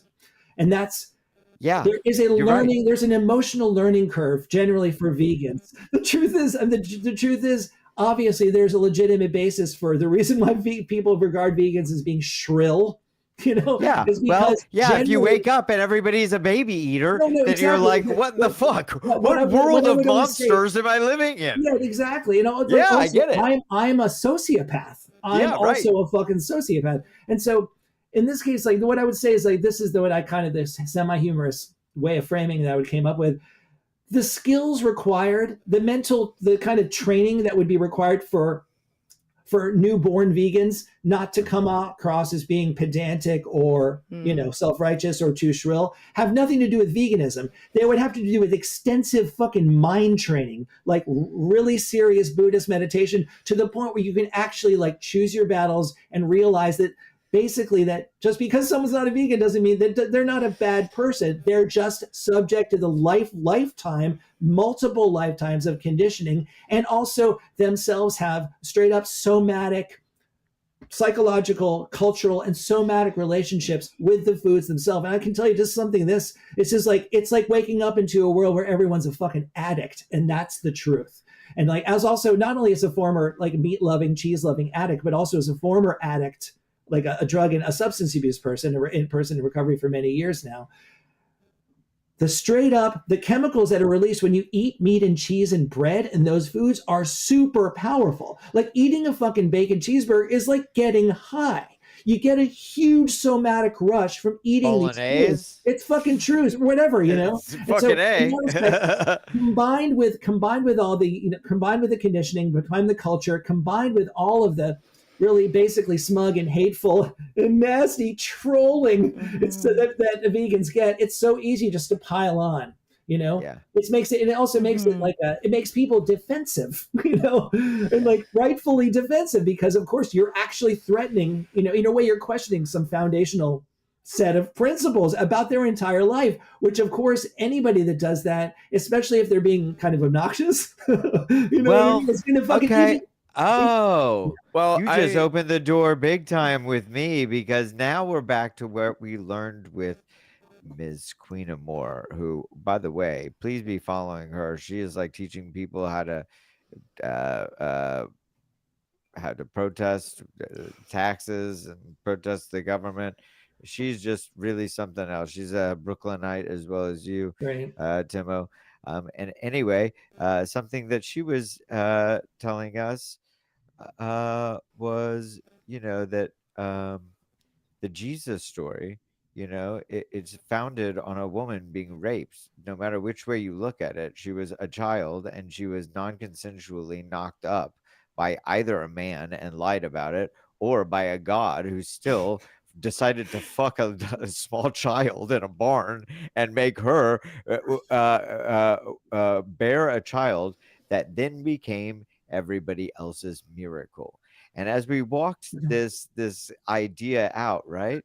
Yeah, I know, Yeah. right? It's like And as it's ridiculous. and as we walked this idea out, and then we realized, these like rules and cultural these cultures are formed, like giving excuses for somebody's bad behavior to come, right? Like we if God can be rape, or if a woman that bears God can be a rape victim, then like deal with it, kids. Like, that's just the way things go. If we eat turkey for Thanksgiving, like, are you willing It's to call because our your dad a ancestors murderer? did. It's Right? because it's in our nature. Like, it's the And then we're same- talking about sexual assault in the family and stuff like that. Like, all of these things that become sacred. Like, if you believe that 90% of women have been raped or sexually assaulted, then you know what that means? That means that 95% of your dads You know are some rapists. rapists. and you love them and you care about them, and that's a hard fucking pill to swallow.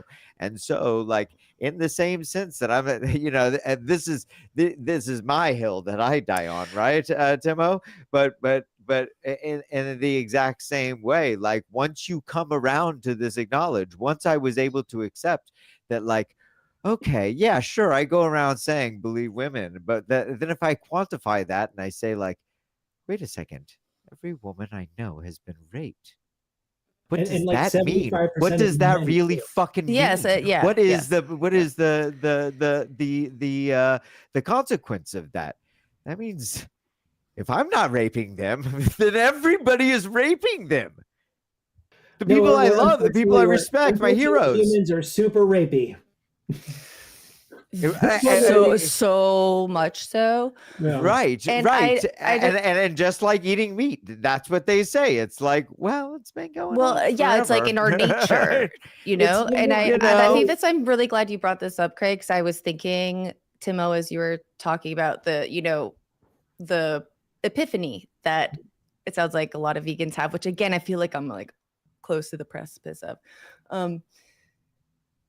of course, it's like coming out of a cult. Of course, that's all you want to talk about. Again, it's like when the light is shone on a thing, of course, like that's all you want to talk about. That's all you're reading about. That's all you're learning about. And it's like you want other people to have that. Like so again, that's why I'm glad you brought up the Queen episode, Craig, because I have absolutely had my moments of that, especially like as a baby feminist when I was like 19, like left home for the first time, like exposed to different ideas. And I'm like, oh my does everybody know this? That like I wasn't the problem. Like it was like I was born into a body and all this violence was done on me, and that like I was blamed for, and I think I had lots of years where I was probably pretty obnoxious, although right. But I think it's this thing of again of like the clarity, the thing that comes with the clarity of seeing That's right. the truth. Yeah. Of course it's gonna like that's all you want to talk about and see, like, do you get it? Am I alone? Like am I alone here? Can we all like I was gonna say I was connecting to so much of this. Yeah, hi. Hi, Chris. Hi, Chris. But, I mean, Producer Chris, everybody. Exactly, like connecting to what you're saying, Mallory, but I had a very similar experience of like identifying or be self-reflecting that like I was the annoying, like militant 19-year-old atheist. Like but to that point, it's like similar stereotype, like, oh, how do you know? Shut up about it. It's like, but I think the other part that Chris, wait, Chris, your mic is going in and out a little bit. Yeah, it's really bad. Try Carry again. on. Oh, no, I want to hear what you have to say. I don't want it to. Yeah, your mic. I don't know if it's like on your end or our end. Not there. Yeah. Okay. Yeah. Not there. It's live TV. But I think where we were was a really interesting thing, and as Mallory, you were speaking, this God, I hate to say this out loud, but these are kind of the conversations that we have here, and so this isn't how I act, but this is what I'm thinking right now to get to how I act.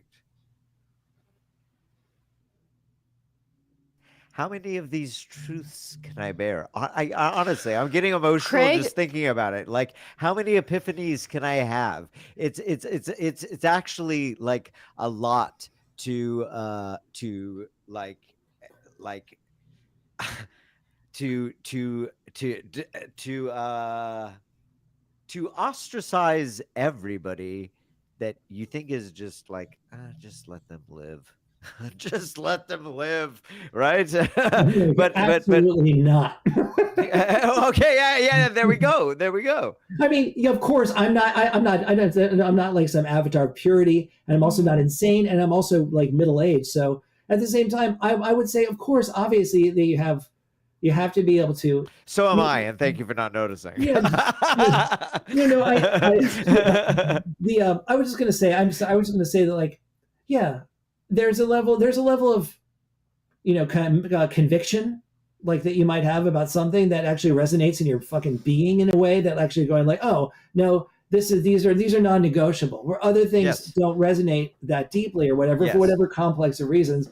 My thing, at least for me personally, it's like, I don't really want to harden ever. I'd rather have epiphanies over and over again, just break open, and actually change over and over again, and like lose all of my conditioning, especially if it regards like having to block out the horrors of the world. Like, I just don't want to do that. Well, I think that for me, it's Craig, I hear you, because with the epiphanies do come like some really hard choices and figuring out like what this means for your relationships and like the setup of your life. Like, that's right. That is like a fucking workout to the max. Like it's like weightlifting. It is no hard thing. And also, as somebody's done a great deal of this, it saved my life. That like I would much rather do the work of having the truth known in my body and figuring out what to do with it than working it way harder to ignore it, which was like killing my body, which was like killing me. It'll give you a fucking disease. It'll make you sick. Literally, yes. Yeah, it does make me sick. Well, again, like that's where like a lot of pain comes from in your body, like gut health, like everything is connected to how like much we squash, and like these things are all so connected. And for me, the biggest like tell is my body. The more I let the epiphanies and the truth land, the less migraines I have, the less like ill I feel. Yeah, and like I'd much rather that than. Can I just quickly add, like, to your point, Craig? It's like, and at the same time, like, yes, of course, not one's. It depends. Obviously, it depends on the sort of the belief and also your person, and they're in the range of people in any one person's life. But in some cases, yeah, of course, you're going to be like, I may or may not want to blow up my life and become a total pariah based on my fucking moral beliefs. At the same time, I'm certainly going to have to declare what my principles are and set those boundaries and let it be known for the rest of my fucking earthly life, and not just be like, yeah, whatever. Also, and one thing I want to add is like the whole ethos of personal choice. Personal choice is not necessarily sacrosanct if it involves killing someone else. I'm sorry. Like, that's the thing, like, to what the whole thing about like what you're talking about. So just briefly before you got cut off about militant atheism. You can argue about that and maybe be vocal or obnoxious about it, but that's just taking place within your own mind. You're not actually materially supporting a system that's just killing someone. Yeah. Not something, someone. Yeah, You know, and so in that respect, like I think the moral calculus. Okay. Forgive me. I shouldn't. I don't want to just walk past that. No, someone, I mean, someone, like, so no.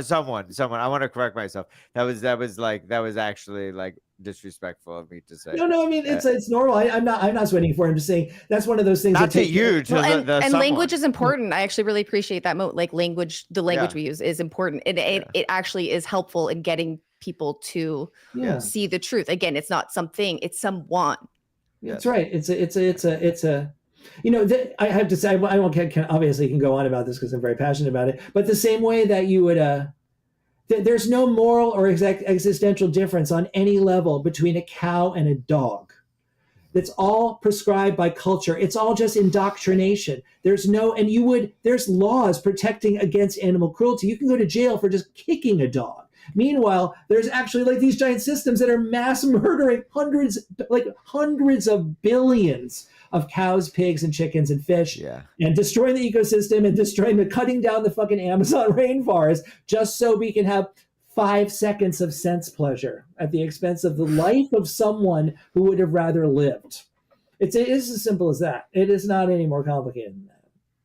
That makes it actually, though, that makes it feel pretty simple. I mean, it's to be fair, and also just to be, I think, realistic and not like a totally dogmatic about it. Obviously, it's a process, and like some people are closer to it, some people might never get there. At the best case scenario, just to have, I believe, the moral courage and also the open-mindedness, just to look.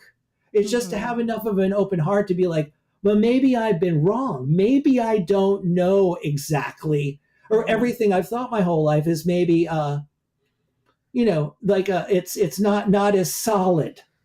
You know, it's not as morally coherent or as stable as I thought. And like in that respect, like I'm gonna say honestly, just as a person, someone that would be the tenor of how I would try to talk to someone in real life, as opposed to just shaming them or whatever, because it doesn't fucking work. You know, it just doesn't work.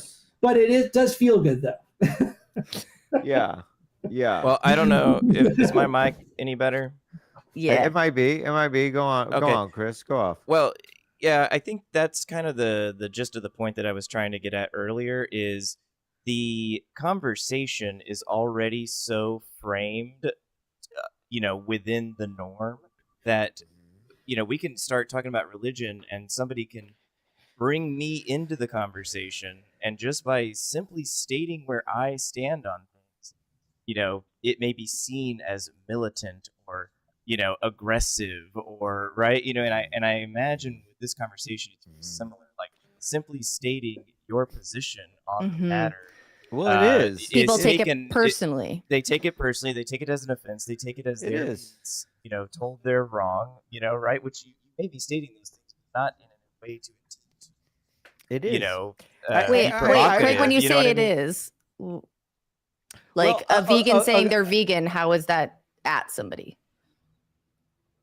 Well, I feel like I'm not agreeing with the sentiment. What I'm saying is that like that is the feeling. Oh, right. I hear you. I can say even internally when I have been like, okay, I'm actually going vegan this year or at this moment because I can't stand the guilt anymore. And I know, I mean, I am one of those people, truth be told, Timo, I have known since I have been waking that it was insane to eat an animal. Your heart is still alive. Yeah, right. I mean, it's like 100% obvious to me. And I have gone no meat before and then fallen off the wagon and whatever. But this is serious, as silly as this sounds, and I don't know how silly it sounds because I haven't said it out loud before. But it always comes back to matzo ball soup. I feel very connected, and I know it sounds silly, but like this is serious.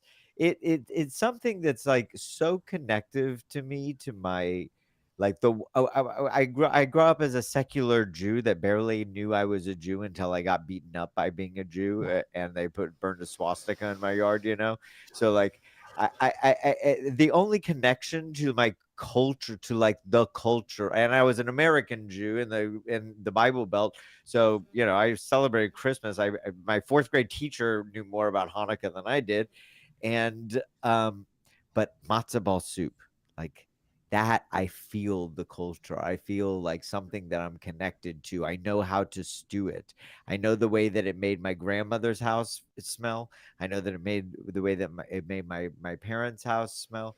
And I can't imagine a life without passing that on, or like it being like the witch's brew that like I can make the potion. I mean, it was literally Jewish penicillin. That's what they would call it as a joke around my house, you know?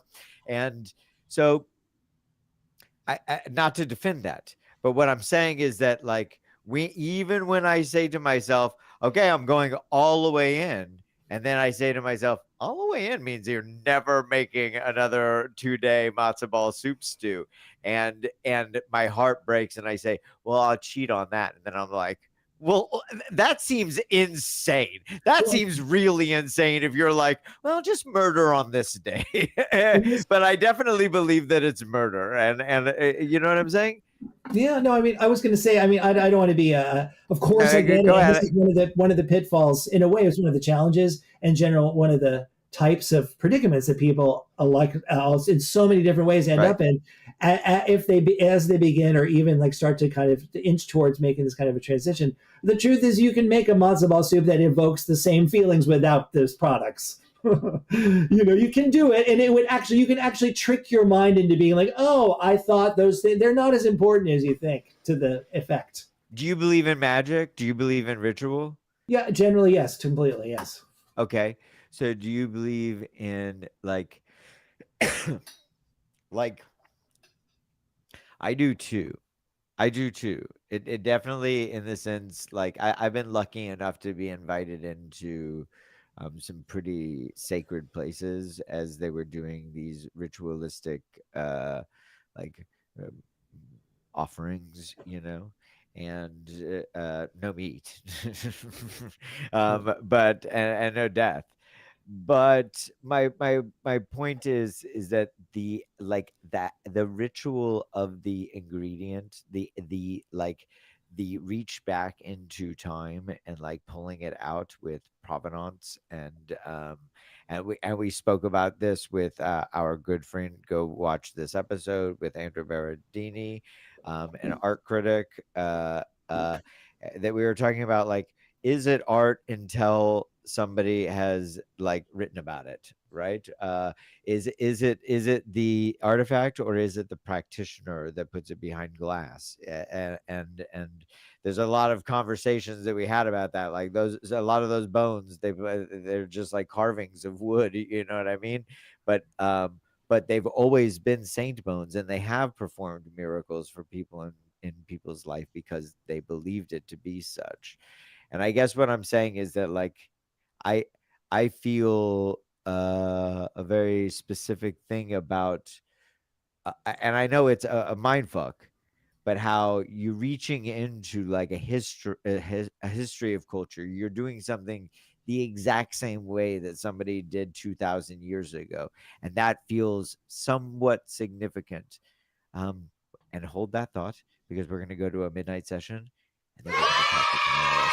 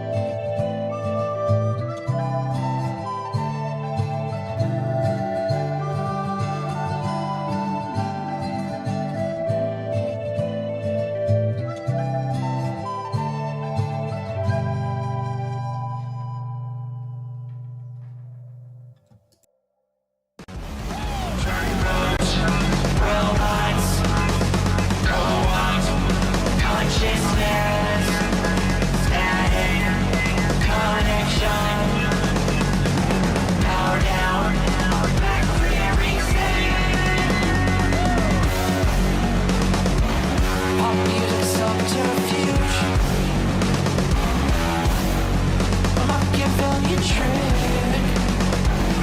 It's just the soundtrack to our human existence. Black hats, resignation, black clouds, autocrats, rainbow, billions of death. This song is Jordan made. Community from future selves. My teacher, not my friend. Its function is to we'll play the spectacle. We're going over the scales without electrical. We'll never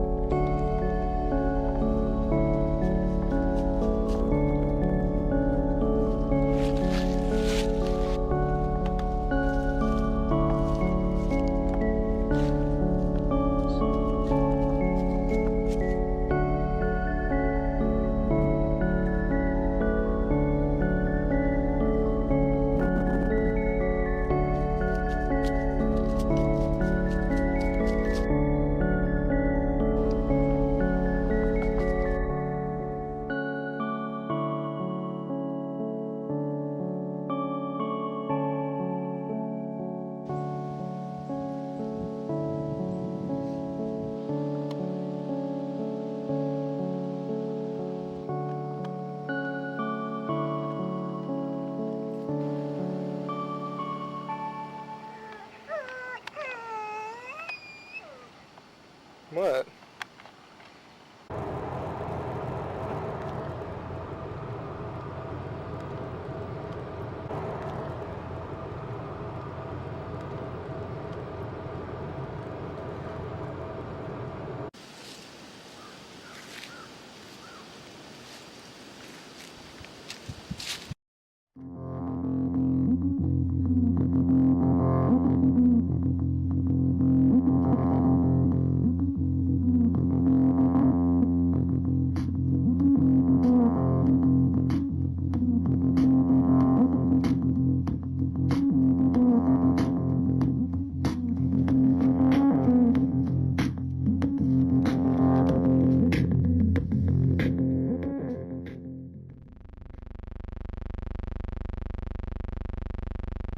I'm not the smartest guy, but I think I have an idea how things work. So the market, the Nasdaq sold off over 600 points before the market opened. You open a position, open contract to the upside on Nvidia. First contract, if the markets sell off again today, we open a second contract to the upside. Remember, to trade successfully with option contract, you have to trade in the direction of the market. 85% of the time, the market is at the upside. So we are looking for deep contracts. This is how you make big money, fast money, very quickly.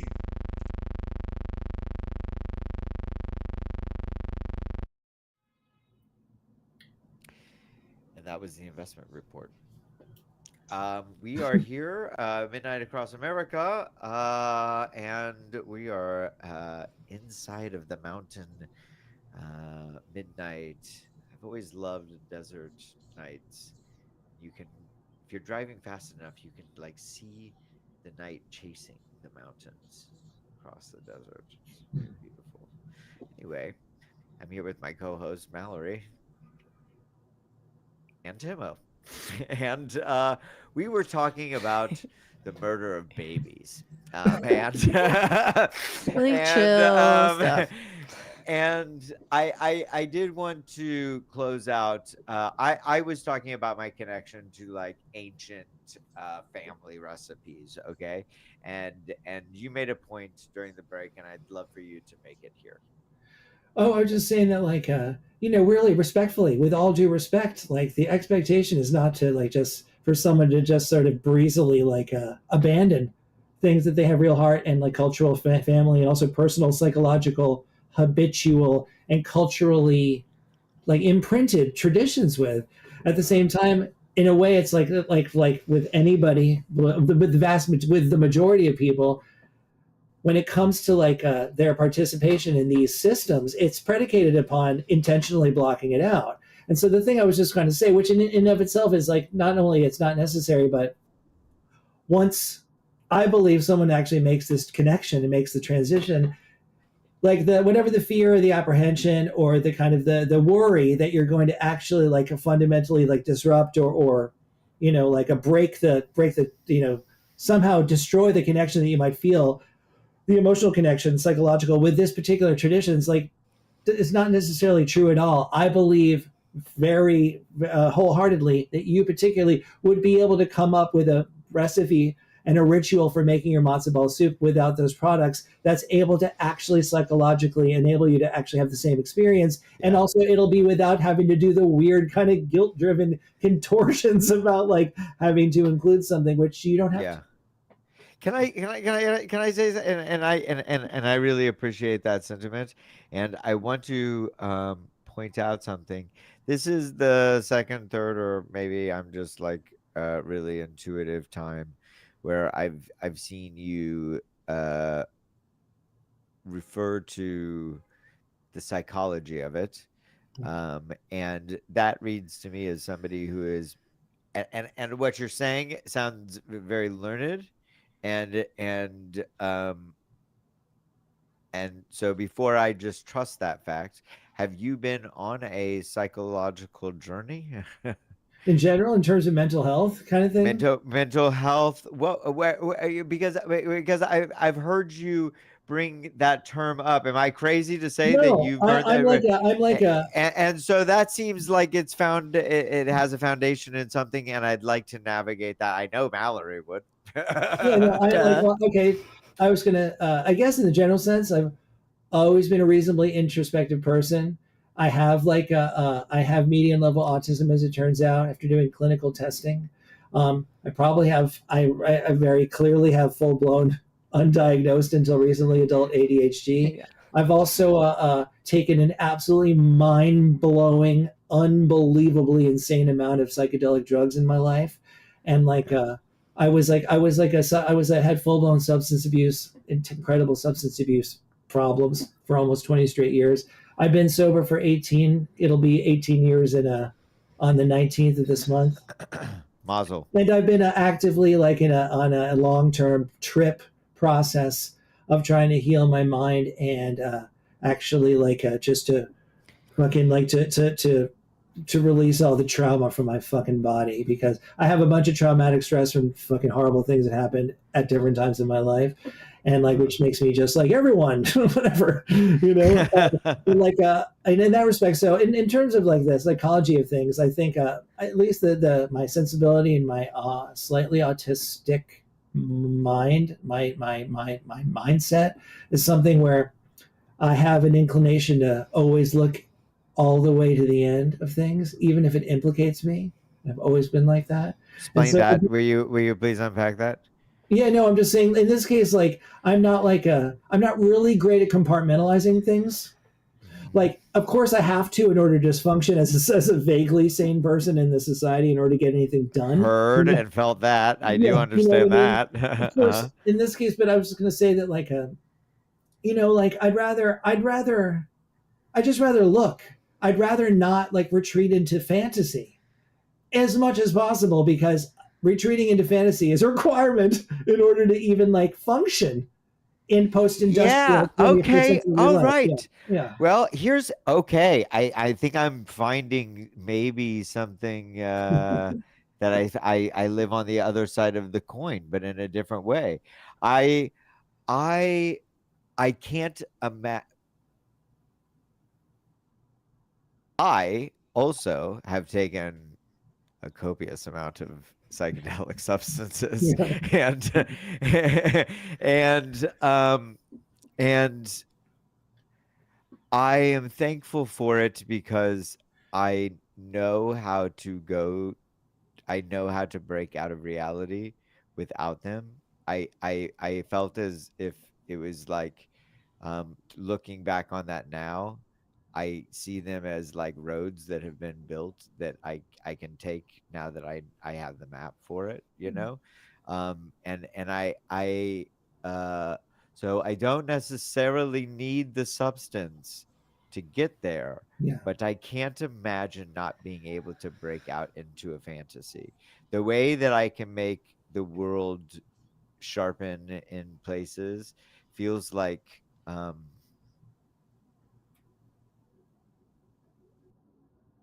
it actually feels like the only meaning, right? To like be able to pull something of interest out of life. Yeah, honestly, like what it makes me like in this case, it's like, I mean, it's in this set to sort of possibly state the obvious, but in a way, it's like life is incomprehensible.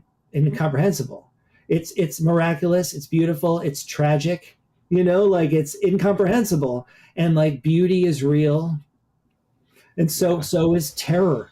Whatever, so is fucking, you have the whole spectrum of experience, of consciousness. And so in that respect, like I think in a way I value the inclination towards imagination and dreams and fantasy as much as I value as much as I value the fucking hardcore, like sit in your body and basically begin to like reckon with the fact, like the Four Noble Truths. Yeah. Aging, sickness, and death. Yeah, I know. It's tough. Because even like, and the fact is that like, no, there is no ground. Like, I know. Like it's all projection. And so I know. in that respect, so it's possible, I believe, in other words, just because you don't exist doesn't mean it's not a cause for despair necessarily. Blah, blah, blah, blah. So you start getting into the metaphysics of things in ways that, like, I believe there's an equal value. Hey, by the way, for the record, I'm that guy on the 101 driving the car with the despair bumper sticker. Okay, I'm living it, Timo. Okay, I don't even know what you're talking about. It actually says despair on it. It actually says despair on my bumper. But it's because honestly, there's let me just be a little less cheeky. There's a bookstore, a wonderful bookstore in my neighborhood called Depart, right? And you see, and they have these great stickers, and I put it on my bumper, and I'm stuck in traffic a lot. It's LA. And I see people often as I'm looking at my rearview mirror in traffic, I see them giggling at my bumper sticker. And when I was even like going to fix my bumper and take the bumper sticker off, I was like, why would I take that away from people? I know. I kind of like being the despair guy. I want one. Can you send me one? Yeah, I will. I actually will. I'm serious. I'm so glad you said I will. that. I absolutely will. And it's an incredible sticker. I have all my that's good for a t-shirt. It reminds me, I'll send you a t-shirt. They've got great t-shirts. I'm serious. They do great art exhibits. Shout out to Despair Books on Echo Park Avenue. I'm sorry. Go ahead, Mallory. I'm sorry. No. Was I cutting you off? No, but thank you, because I'm like, I love that Timo just said that he wanted one of those stickers, because in this whole conversation, like, I'm like, oh, you're cut from the same cloth, the two of you. And Craig, it was very interesting to me when you were talking about like can't imagine living without fantasy. I'm wondering like what you mean by that in the context of like Timo talking about sobriety. It's like, are you saying like you can't imagine living without not just okay. Because again, I will say outside of that, like everything that Timo's saying and the like curiosity till very end, even if it implicates him, that's you too, Craig. Like of course. Yeah. But so like I have a propensity to be very hard edged about things, and just like you were saying, like for instance, to lighten it, I've always wanted to believe in ghosts. I used to go. I happened to grow up near what was apparently the most haunted place in the United States. Did you listen to Urge Overkill in the 90s? I did. I love them. Yeah, I saw them. Yeah, they had an EP called Stoll, and it was a graveyard. That graveyard is Stoll, Kansas. Apparently, the only portal to hell in North America.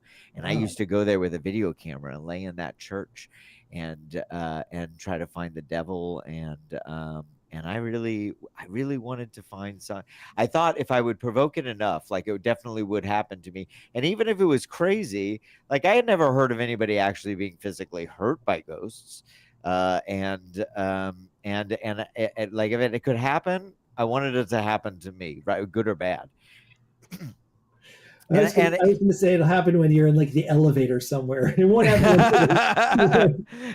Well, it just never did, and it felt good to like chase it until it didn't. Until it was like I actually found myself telling people ghost stories and then believing them.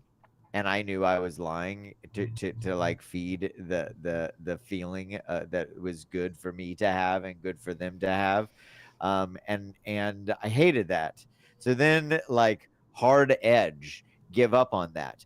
But my point is, similarly, I was like, anytime that I met somebody that was like, "Yeah, I saw a ghost," I was like, what are you doing here talking to me? I would be chasing. If I actually believed that in my head, my whole world would be different. I guarantee you that. And I'm a cynic.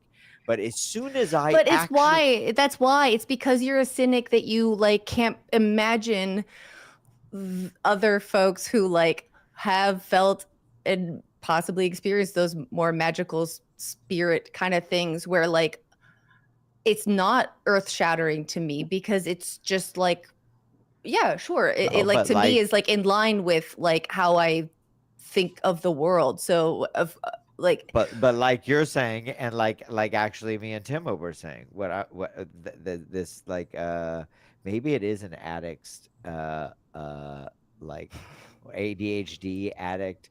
Something like this, because like if there was a supernatural that was unlockable, I would live there. I would fucking live there. And as soon as like a door opened up, I went in there and I lived inside of that hotel for as long as I could. Timo, I see. No, sorry. Just like I was only. This is just anecdotal. Like in general, like I've never had like this is just never only just generally relates to the subject. But like this is 2 years ago, Chelsea, my partner, and I were staying at an Airbnb up in Woodstock, New York. And like, we're not like, honestly, we're generally, even though like generally we're down with spiritualism generally as a phenomena, and also the mystery, and not in, you know, generally science not being able to literally explain fucking anything, or, you know, whatever, everything, I mean. But like going to bed and like literally heard like, ooh, both of us, and it woke us up. And like, we were like, honestly, it scared the shit out of us, because it was clearly a human voice. There was no one in our house. And like, honestly, it was also like a weird old house. It was like, I'm just saying. So we were like falling asleep. We just like looked over each other, like, holy fucking shit. And so it took us like maybe 2 hours to fall asleep after that, because they were kind of like anyway, that was like so then what? Nothing. Neither of us are like, you know, like these ruthless material. Like your whole life has changed, so now you have to figure out if this ghost is real. But see that's where we differ. If that happened to me, I would move in there. I would move. They wouldn't be able to get me out. I would wait until that thing came inside of me. I want to know what it's all about. This world that I have talk about existentialism. You know, like once I realized that nothing couldn't be perceived. This was really when reality broke for me as a child. When I was trying to visualize what the word nothing meant. And it was like immediately like all darkness. And I was like, no, darkness is something. And then it flickered and it went all light. And I was like, well, brightness is definitely something. And then it went back to blackness again. And I was like, no, we already did this. And it was like this feedback loop inside of my head that I couldn't get out of. And the only way that I could break that and like live in the world was to be like, who gives a shit? Yeah, you're right. It doesn't matter. Nothing is real. Who gives a shit? And then it was like, okay, eat your oatmeal. Let's move on. And so I could move on. And so I guess even to back up a little bit, it feels like life a lot of times is there was a mad gunfire going off outside. I guess the Dodgers won. Welcome to America. You're bad winners. Yeah.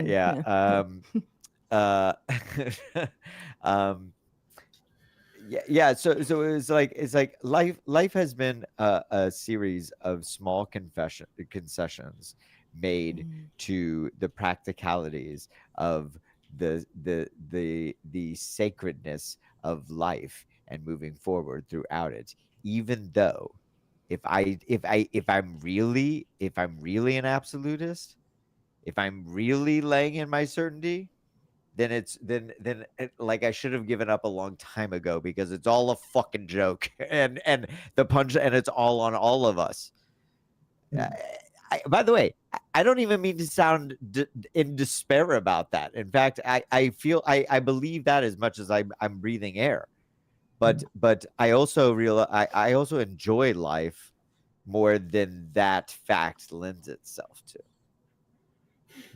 That sounds rough to have that kind of a weird, like, almost epiphany when you're young. That sounds scary. It fucked me up. It really fucked me up. Hi. Yeah, it is. It was, and but it's okay. It's also okay. I have a good segue for this with one of my own songs, but it actually will be yes, rock and roll. I'm directing this thing, and I'm also promoting myself. Yes, please. If you want, it's this power pop hit of the summer called "We're All Gonna Die One Day." Fuck yes. Okay, can I do a proper setup for the edit? Yeah. With our guest here, Timo Ellis, and we have a power pop anthem called "We're All Gonna Die Someday." One day. Hold on, take two. We're all gonna die one day.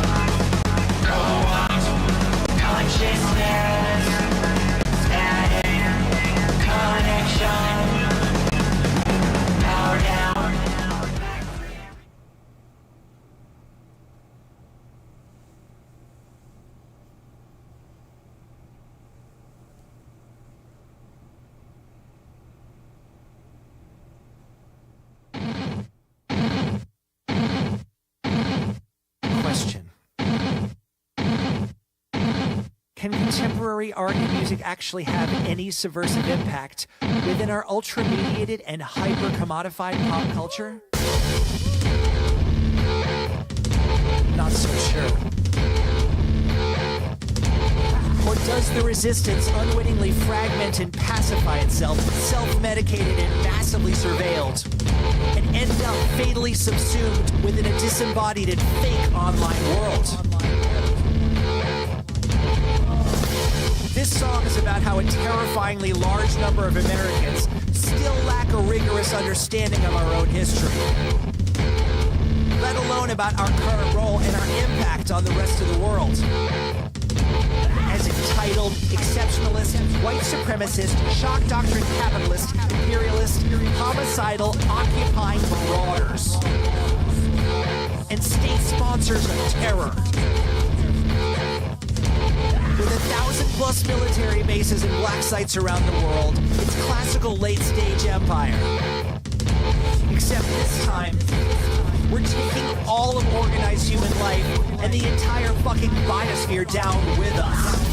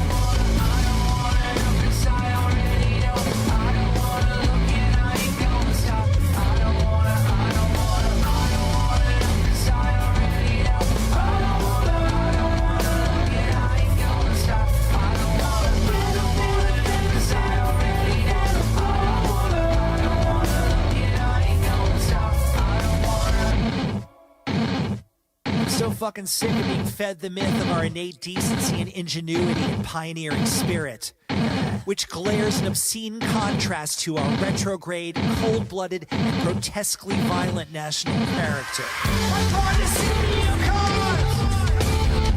Fascistic pseudo-Christians, sucking corporations, free market devolution.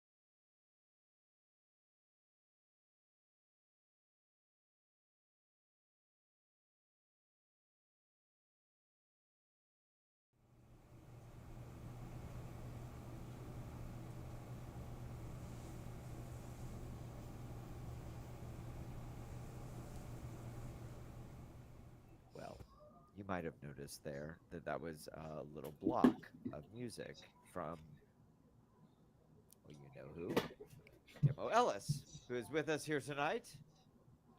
Timo and Mallory, thank you so much. And you have made it into the final moments of this week's broadcast of Midnight Across America. And man, we've been going through a lot of your catalog, and there is a lot more to check out. So before we forget, what can we plug? Any shows coming up?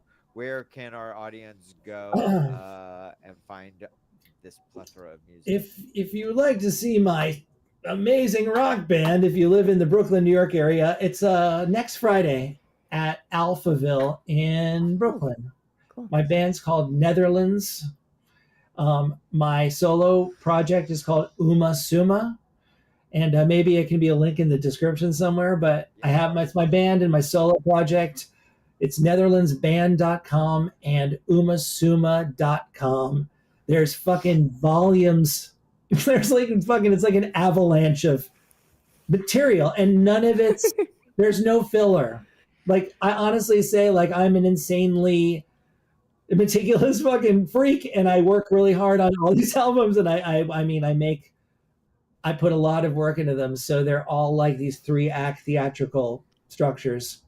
And yeah, they're closer to being like movies. They're not just these like granular collections of songs. They're kind of like all concept albums in that way. But like, even though subjectively someone might say, "Oh, these two songs are stronger," or whatever, but there's no duds.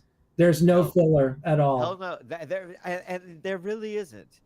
There really, really, really isn't. Thank you. I know, really. And we spoke about this. So in these last moments, as we're like, let me just glaze you a little bit, with my adoration here, because it feels like a real get to get the revered Timo Ellis on our humble podcast, and to our audience, and what I have always admired about you for the last 30 years, Timo, is that you are a real fucking outsider, man, and you make the fattest shit, and it's not, and it's like undescribable, it's unrelatable to other things, yet it's like all of those things, and it's only geniuses that like your music as well. That's something that has been foundational. We just need more than 16 of them. Well, but it really is. It's always people that really know their shit are the people that are like, "What is this?" I should thank you very much. I know I'm taking the piss of myself because I can't help it. But just to be clear, I have more than 16 fans. Okay. Yeah, of course. Clearly, that sounded more desperate than I wanted it to. But here's something that I wanted to. Oh, you know what, Chris? I turned down my microphone. I don't know. I was doing that. I'm sorry. I'm a real joker. What I have noticed, Timo, is that everything is uniquely you. And I was telling you kind of about this. Sure, that Cibo Matto record, I think the first like big record. What was it? They've got the blue faces on that record. Stereotype A. Yeah. That record is so fucking good, and also, but like, if you know what your records sound like, there are at least a few tracks on there where you're like, that's a Timo Ellis song. And it's just, so like this, and I even used it in our promo. This and I think that you have one of the most unique and discernible guitar sounds in music in the last 30 years. I can pull it out of like I could pull it out of the We Are the World choir, That's and amazing. and so like back to that first question at hand, but with a different answer. What gives you the right? Like, where did you develop this? What is Oh yeah, the I think I might sound that be you're just dialing in? drugs.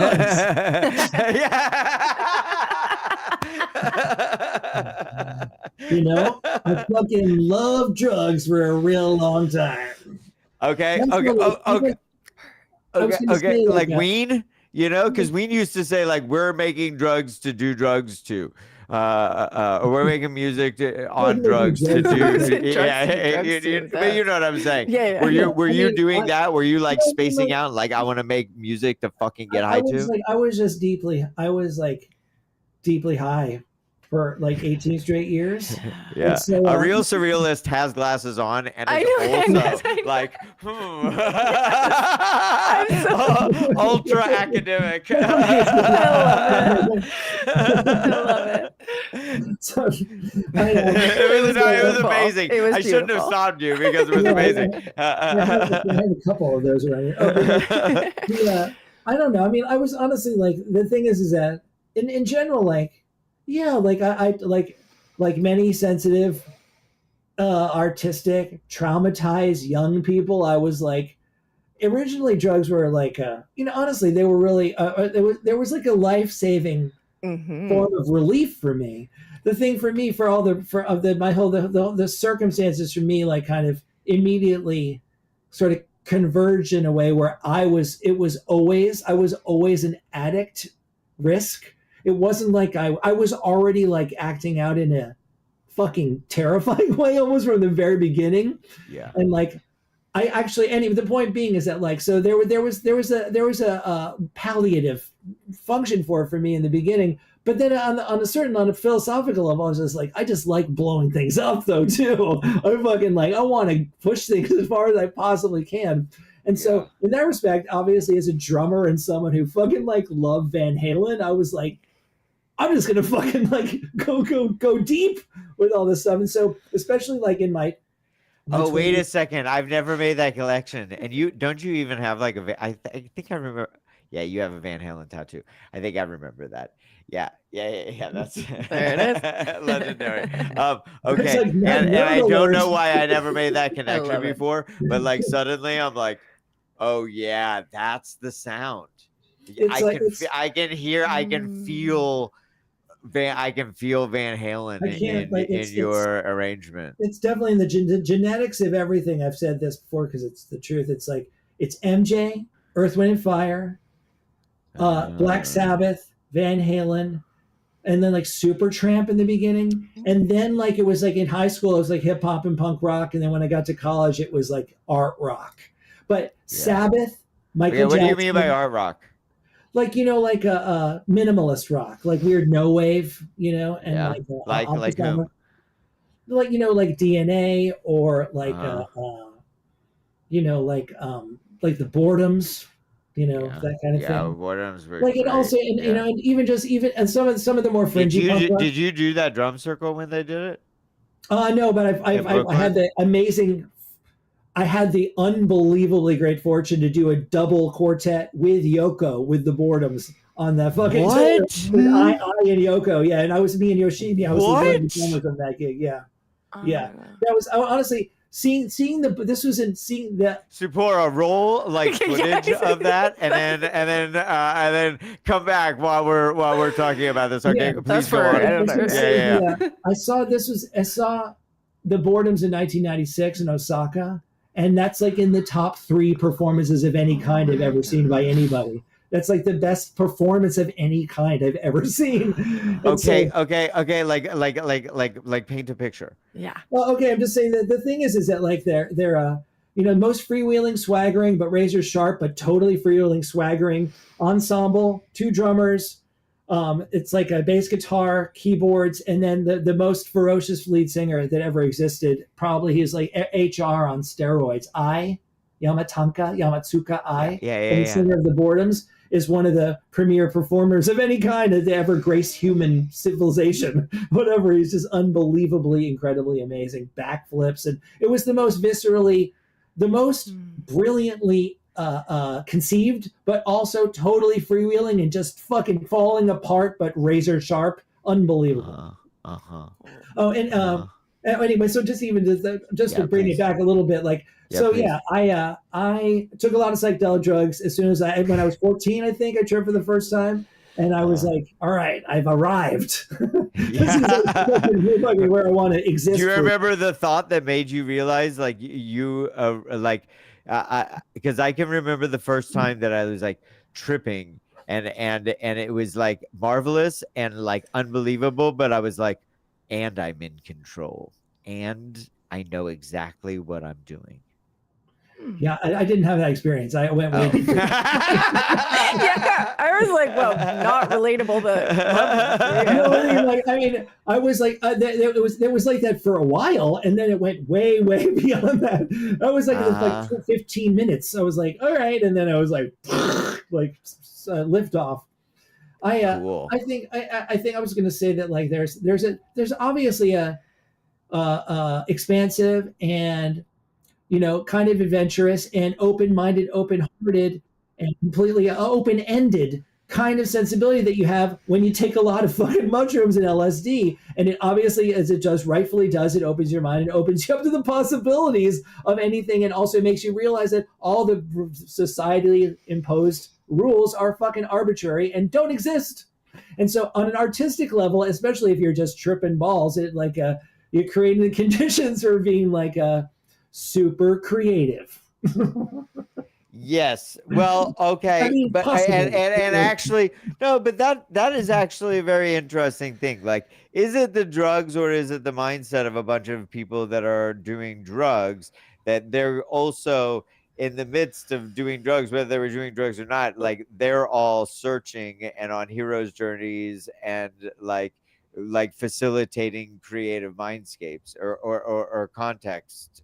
Yeah, to have a mindscape. It's kind of both, right? Isn't it? It's You also can't have one without the other, right? Well, yeah. But I think that this is like the power in drugs, and God, I'm like, have had ceremony, fucking journey. Well, yeah, yes, and given the fucking rigid, oppressive rules and structures and scripts that we're born into, like, thankfully it sounds like Timo, and I know Craig, like, I think we were all kind of born with the open-heartedness, curiosity, you know, so like that is a little more natural, but it's not for everybody. And that is where drugs, like, I think can be actually like a facilitator for, I keep thinking of the word play. Yes. Play. Well, no shit. Yes. And I hope I'm not cutting you off, Mallory. No, go. But like, back to what I was saying when I was just this truth that I found out, that you rightfully pointed out, that might fuck somebody up for their whole life, especially if they had that thought when they were young. Well, and then I discovered that reality was breakable. And even though that the truths never went away, I could live in a world where it didn't seem to matter in that moment. And that was phenomenal. Like you said, even life-saving. Life-saving. Because like, if every day felt like a joke, yes. Suddenly when I realized, like, oh, well, all of this certainty that I had and the finite nature of like the rules and physics of reality and experience, well, that broke last night. And so that gives me a little bit of hope. And even if it's just hope for a moment, it's actually pretty accessible. Like, all I have to do is find a comfortable spot in 6 hours, and you know it what also I mean? sounds like relief. Like, the word hope is, you know, that like, because my experience of relief. You know, when I first started dabbling in drugs is like, again, living in a world and all the trauma, and given my highly sensitive, like, it felt impossible. Like, I couldn't imagine growing up because I'm like, this world is impossible. I don't know how anybody has goals or future thinking. Yeah. And like the first time I smoked weed, it was like a relief. It was a relief from feeling like living was impossible, which again opened up the space for me to play and be creative and think, Yeah, I would give you. I really like the. Yes. Well, I like the term play, Mallory. I took a course all about gaming and play, and one of the things that we talked about was the term play. Like in some context, is like this thing has like some movement happening, right? Like there's some play on that tire. It means it's kind of wobbling. It's not fully derailed, but it's like kind of jiggling within a loose framework. I think that's there's a lot of value in being able to jiggle from the frameworks. I mean, like scientists play. That's like they do experiments and choose which ones to do. Like I think that play is so important, and I think it's flattened and like given to just children. And I appreciate you saying that, Chris, because it's a word that I think it's something that like is feeling very important to me and very relevant to everything we're talking about. I agree. It's central to my whole like outlook on life. It's foundation. Yeah. What else we got? I mean, I'm just saying, like, yeah. If you can't. I mean, honestly, I like making music and stuff, but I just like shooting the shit. I have more fun just fucking around. You're playing. Yeah. Yes. It also sounds like your process of making music has been you playing. Entirely, yeah. Yeah. It's also, I mean, there's catharsis, and sometimes I get really super more personal and sad, and more sort of earnest or more melancholy. And in a funny way, it's all done with the spirit of spontaneity and exuberance. But like I'm kind of a melancholy. I know I seem like gregarious, but I'm actually like a melancholy person. Actually, I'm a sad and shy person actually, who's figured out how to. I knew that was gonna happen, and I just wanted it to happen because what a perfect moment for those children to scream. And Chris, don't cut away to midnight because I want you to finish that thought, please. Go ahead, yeah, Timo. Really, and I just got shamed by the children. That's not what I meant by exemplary. But like melancholy to me is not like opposite or like play isn't just joy. I agree. That's what I'm saying. It's a paradox, actually. Like, in a way, like the play is plays the foundation regardless of whatever the spirit of the thing is.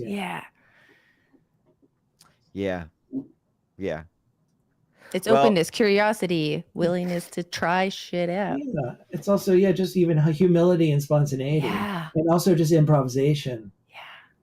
If you can like a surprise, can I actually like surprise myself? Like I know it's easy to say, like, and it's so easy, especially for being such habituated people with everything, especially with the things we like, and especially now where they're shoring up all the defensiveness because our fucking society's collapsing, But in this case, whatever, that's the aspiration, is to actually like check myself and try to see if I want to feel different things. I don't want to feel the same things for the rest of my life.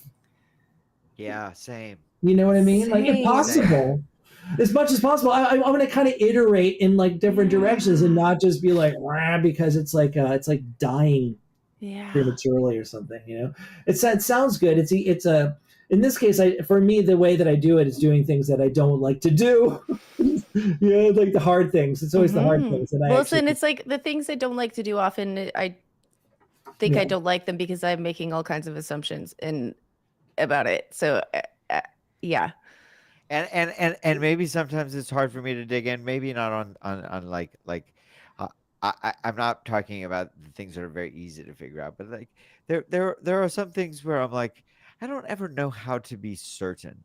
This is something that we've spoken about before. Like, I feel pretty certain about this. I feel pretty principled about this. I feel hard sticking up for myself about it, because what if I'm wrong? Like, I could see things moving into not my favor here, and then what if I'm wrong? And what we were talking about is that like you have to be. It's a great thing to feel safe, to be wrong and admit you're wrong, and then keep moving forward.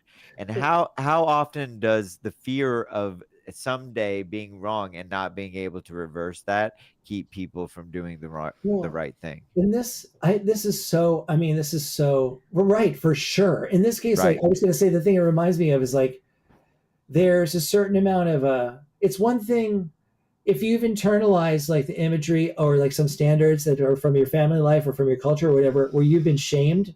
There's so many ways in which people get shamed for just being who they are, according to race and gender and ability and all everything and looks, weight, intelligence, so to speak. But the thing that the paradox in a way in this case is like, hopefully if you have enough healthy enough of like kind of a rigorous enough willingness to look in the mirror enough that where it's safe enough for you to do that, so you can self-correct over time, you actually are able to modulate the amount of shame that you feel with your own perception of yourself, which is something I believe it doesn't necessarily come naturally, because people don't want to feel shame and they don't want to feel exposed, and they especially want to avoid it at all costs if they've been fucking shamed by other people. You know what I mean? And they've also internalized on a defensive level this kind of shaming armor kind of thing. But this is just fascinating. This is when my current therapist, my longtime therapist, when I met him, very casual, like matter of fact, he's like, there's no growth without humiliation. And I was like, whoa. And I mean, he didn't mean by other people. I'm just saying the only way to actually really enlarge your repertoire of emotional responses to things is through fucking embarrassment, and so that's and then that's the thing, and then it's easy to say, or it sounds really clever, or sounds like I don't want to sound glib. I'm just saying, like, everything. I mean, I've also, at least because I want to say came close to killing myself. I catastrophically was behaved bizarrely and terribly in some ways for fucking decades. Folly. I'm just saying, but now I have a sense of humor about it, because I'm like, oh yeah, I can fuck up massively. But it's like, in a way, that's kind of the good news, because I'm like, okay, well, I don't know everything. I'm capable of getting things really wrong. And see, even like as you were saying that,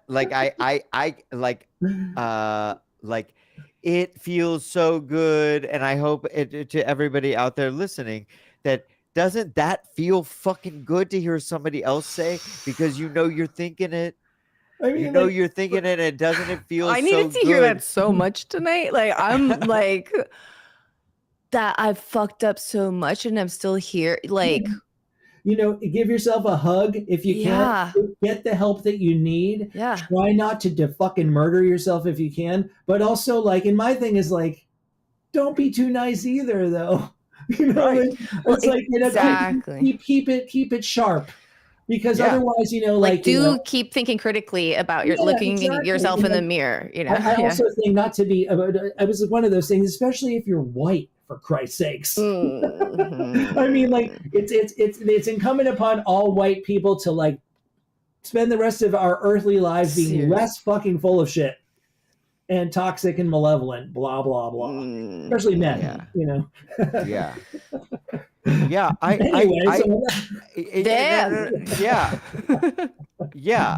mean, you're speaking our language. Certainly speaking our language. And Timo, I just really admire you, and I admire your work, and I really thank you so much for your time and consideration to be here and speak to us.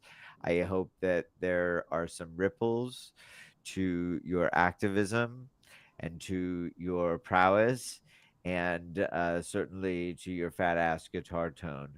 Thank you. Which is sick as shit. I would have to. It's been a pleasure. I really appreciate it. Thank you for having me on. I would kindly ask that you edit it in a way, as I said to Craig, that makes me seem less like a fucking insufferable crank, if possible. Well, that's out of our hands. I mean, if you come off that way, then we do too. So you're in good company. Okay, Yeah. Buddy, I really appreciate. Thank you for making the time. So thoughtful, and I really appreciate you. Also, kindly, you guys. Also, whatever for what it's worth, I'm gonna send you some of the fucking animal rights videos because you all are ready for it. I'm ready. We're gonna get there. Coming on a feature near you. Post a Food People episode. We're gonna get nasty and teach you guys all to not eat meat. And in the meantime, we are going to go to we are going to go to the ether that is the night and sign off on this wonderful November 1st, November 2nd episode with my Timo God, Ellis. it's daylight savings time tonight. Yeah. Oh, it is? Yeah. It is. So you would have experienced that already, Timo, because you're. I have, yes. It's only 2:00 where I am again. So it's 2 a.m. now. Oh, this back? is magic. I really love this magic great. moment where it's 2 a.m. where you are, still midnight here. Yeah. Well, crazy. I'm sure it doesn't feel that way, but either way, I did want to have like a little thought here that that on this Halloween, and we've discussed it before, there are some icons that come to mind, Frankenfurter being one of them, and a very influential person to me, and I think to other outsiders in our world. And he said something: "Don't dream it, be it." And so often inside of this interview, Timo, as we've gone along here, it felt like that was bellowing in the loins of your stories. This idea of like never taking the time to just let it be a dream, but also just doing it. Yeah. And the successes and the perspective that is unique in this world, as a consequence of. And so I would like to reflect on that, and I hope that that's an offering to our guests. Beautiful. To also not dream it, be it. I was going to say, sing it. Fuck yeah. Sing it. Don't dream it, sing it. I love that. And to Chris and to Brody and to all of you watching at home, love you. We'll see you again. All right. Peace out, everyone. I love you. Peace. Love you. Bye. Roll that footage, Chris, or credits. I got